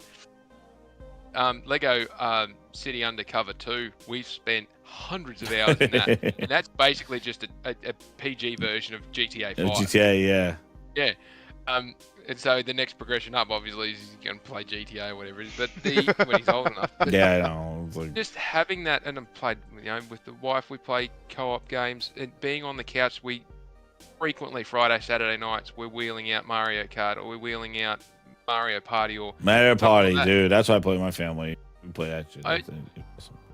Son is an absolute shark at that game. He loves it, and just fun, and having that interaction with other people around in the room and getting that physical presence. I don't know for others, but for me, it's always been something that I've loved. Having and enjoying, like you're saying, People come in, sit down, here's a controller, it's basic, this is how you do it, let's have some fun. And people who've never played a game, like young fellas' grandparents, never really been interested, played on consoles or anything like that. He loves playing the Switch. Guess what? They now know how to play Mario Kart. They're not great at it, but they know. Or they like to play Mario Party with him because they're just having fun with him. And that's the engagement that I think really gets missed with a lot of these live service games, and it's why a lot of them don't work. The interaction is just not there. Particularly when you're playing against other people, if you just, it has to have some level of magic to the gameplay, because if you can't talk to them, you can't see them, it'll just can it. But another one we do. It's not really controllers. I do the those now I forget those quiz games where you have your phone and use it as a controller. Like Jackbox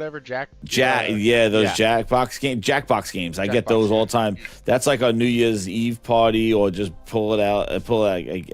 Just at any people around the table. They're at a birthday party. I'm like, hey, let's play a game. You just put it up on the TV, and everybody just uses their phone, and everybody makes crazy questions and answers, and it's just that's why I get like the whole room and.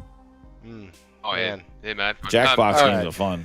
So anyway, we could keep going down nostalgia rabbit trails the entire night, but instead, let's let these good people get the heck out of here. And so we will start at the top. First, I want to say thank you all for showing up. If you could, after this video is done, go by, leave a comment on it. Hi, bye, kiss my ass. I'm not picky. Put something on there. Really appreciate that. Faulkie, where can people find you? You can find me on Twitter at Faulkie87, and you can find me poking around on a few different podcasts. Shoot us a note if you've got anything you want to discuss further. Check out some of the posts I've put up on Twitter recently. Trying to dispel a bit of the misinformation that makes the rounds, but certainly not the full-time job. Yeah, I can't dedicate all the time to it, but you'll find me poking around the edges. There's others that have got plenty of time to get into the Twitter battles, but you'll find me poking around the edges. Again, business background, so that's a bit more of what's there, but always happy to talk about games. I talk about them for forever. So shoot us a note if you got any questions, queries, or comments. Otherwise, thank you for having me again. And apologies for being in and out, but how it goes sometimes, unfortunately. None needed, man. Jez, hey, I do appreciate you coming in. I know that it seems like for y'all over there, Thursdays are a busy, busy day for you.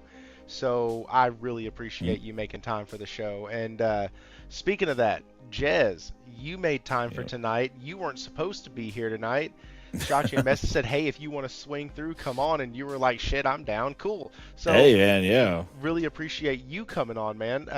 I know that we have a very, very good guest coming on the 12th, and you will be here then. It's actually somebody who's never been on the show. And so I'm actually really, really excited about that. I'm going to keep that under wraps. I can't believe you got Phil Spence. Oh, sorry. I can't believe I got somebody messaged me. I can't believe it. It's just somebody messaged me, private Spence. messaged me in my Discord, because I had made mention that Shuhei liked one of my post that I'd done, and I was like, I should just ask the dude, just be like, hey man, do you just want to come on my show? Just shoot it. And so I then made the statement inside there letting folks know that I have a surprise guest on the 12th, blah blah blah. It's been confirmed, and oh man, I finally get to meet him. Oh, sorry, I don't mean to spoil. Is it Shu? And I was like, no, it's not Shu. Dear God, how do you do? If you got Shu. If you've got either Shu or Phil or both of them coming and you didn't invite me, you are dead to me. That's it. I can't believe it. I can't believe I'm going to be it. So, Jez, enough glossing of you. Enough giving the Jez glaze. I'm giving the thrifty glaze. Enough giving the Jez spoiling glaze. It. Jez, where can they find you, man? You can find me over at the Gaming Grindhouse on Monday nights on YouTube. And I do shows on Fridays as well. But yeah, that's the channel. And I have the Gaming Grindhouse music over there. So check it out over there. and just released a new one for the Ultimate Grinders today. Really good one. They've really been picking up in quality and beats, and I'm actually like listen to them all the time now. And then I have and then follow me over at Jez7780 over on the X, where I just do my memes and laugh at everybody over there, because it is a clown show. It's like watching a bunch of fish out of water with all this craziness going on over there, and watch the silly media. But anyway, yep, that's the channel, and that's where you can find me. Man, once again, dude, I really appreciate you coming on. I appreciate it. And hit that like button. Thank you for the Thrifty show, man. Shout out to everybody on the show too. Guys, we are at Yeah, 707 Henry and subs, Faulkie. and Let's that's go. a lot of that is because of folks like Jez who shout me out and use their platform to do so. So, eternally grateful for that. Henry, speaking of eternally grateful, I have tried to get you on the show thrice times in the past several months, and this is the first time that worked. So, my goodness, I feel blessed and honored that you are able to make it tonight. Not just make it, but you were able to be here for the entire thing. I'm super appreciative of that. I know the audience loves it when you're on. So let these dudes know every single place that they can find you. Right on. I appreciate you for having me on, man, and finally getting the opportunity to be on the show with these two gentlemen on either side right here. But you can find me on X. It's just Henry. You can find me on YouTube, Henri Heck, and inside the Discord, of course. There it is. Speaking of that, all of their links are in the description. While they were breaking down some stuff, I went ahead and got those links put in there. Check out the sale this week. It's lasting until March 13th, I believe. But go check out the sale on PlayStation Network. They've added a ton of shit. Trails of Cold Steel 1 is on sale for $9.99. That's the lowest price I have ever seen that game. So Hop that game. Yeah. Hop that game. they got some sales. That game stuck at $39 for what Get on felt it. like 25 years. It's like every time I Yeah. looked, it was $39. It was $29. So go check those out. I should be having some more videos drop. Some more shorts should be coming soon.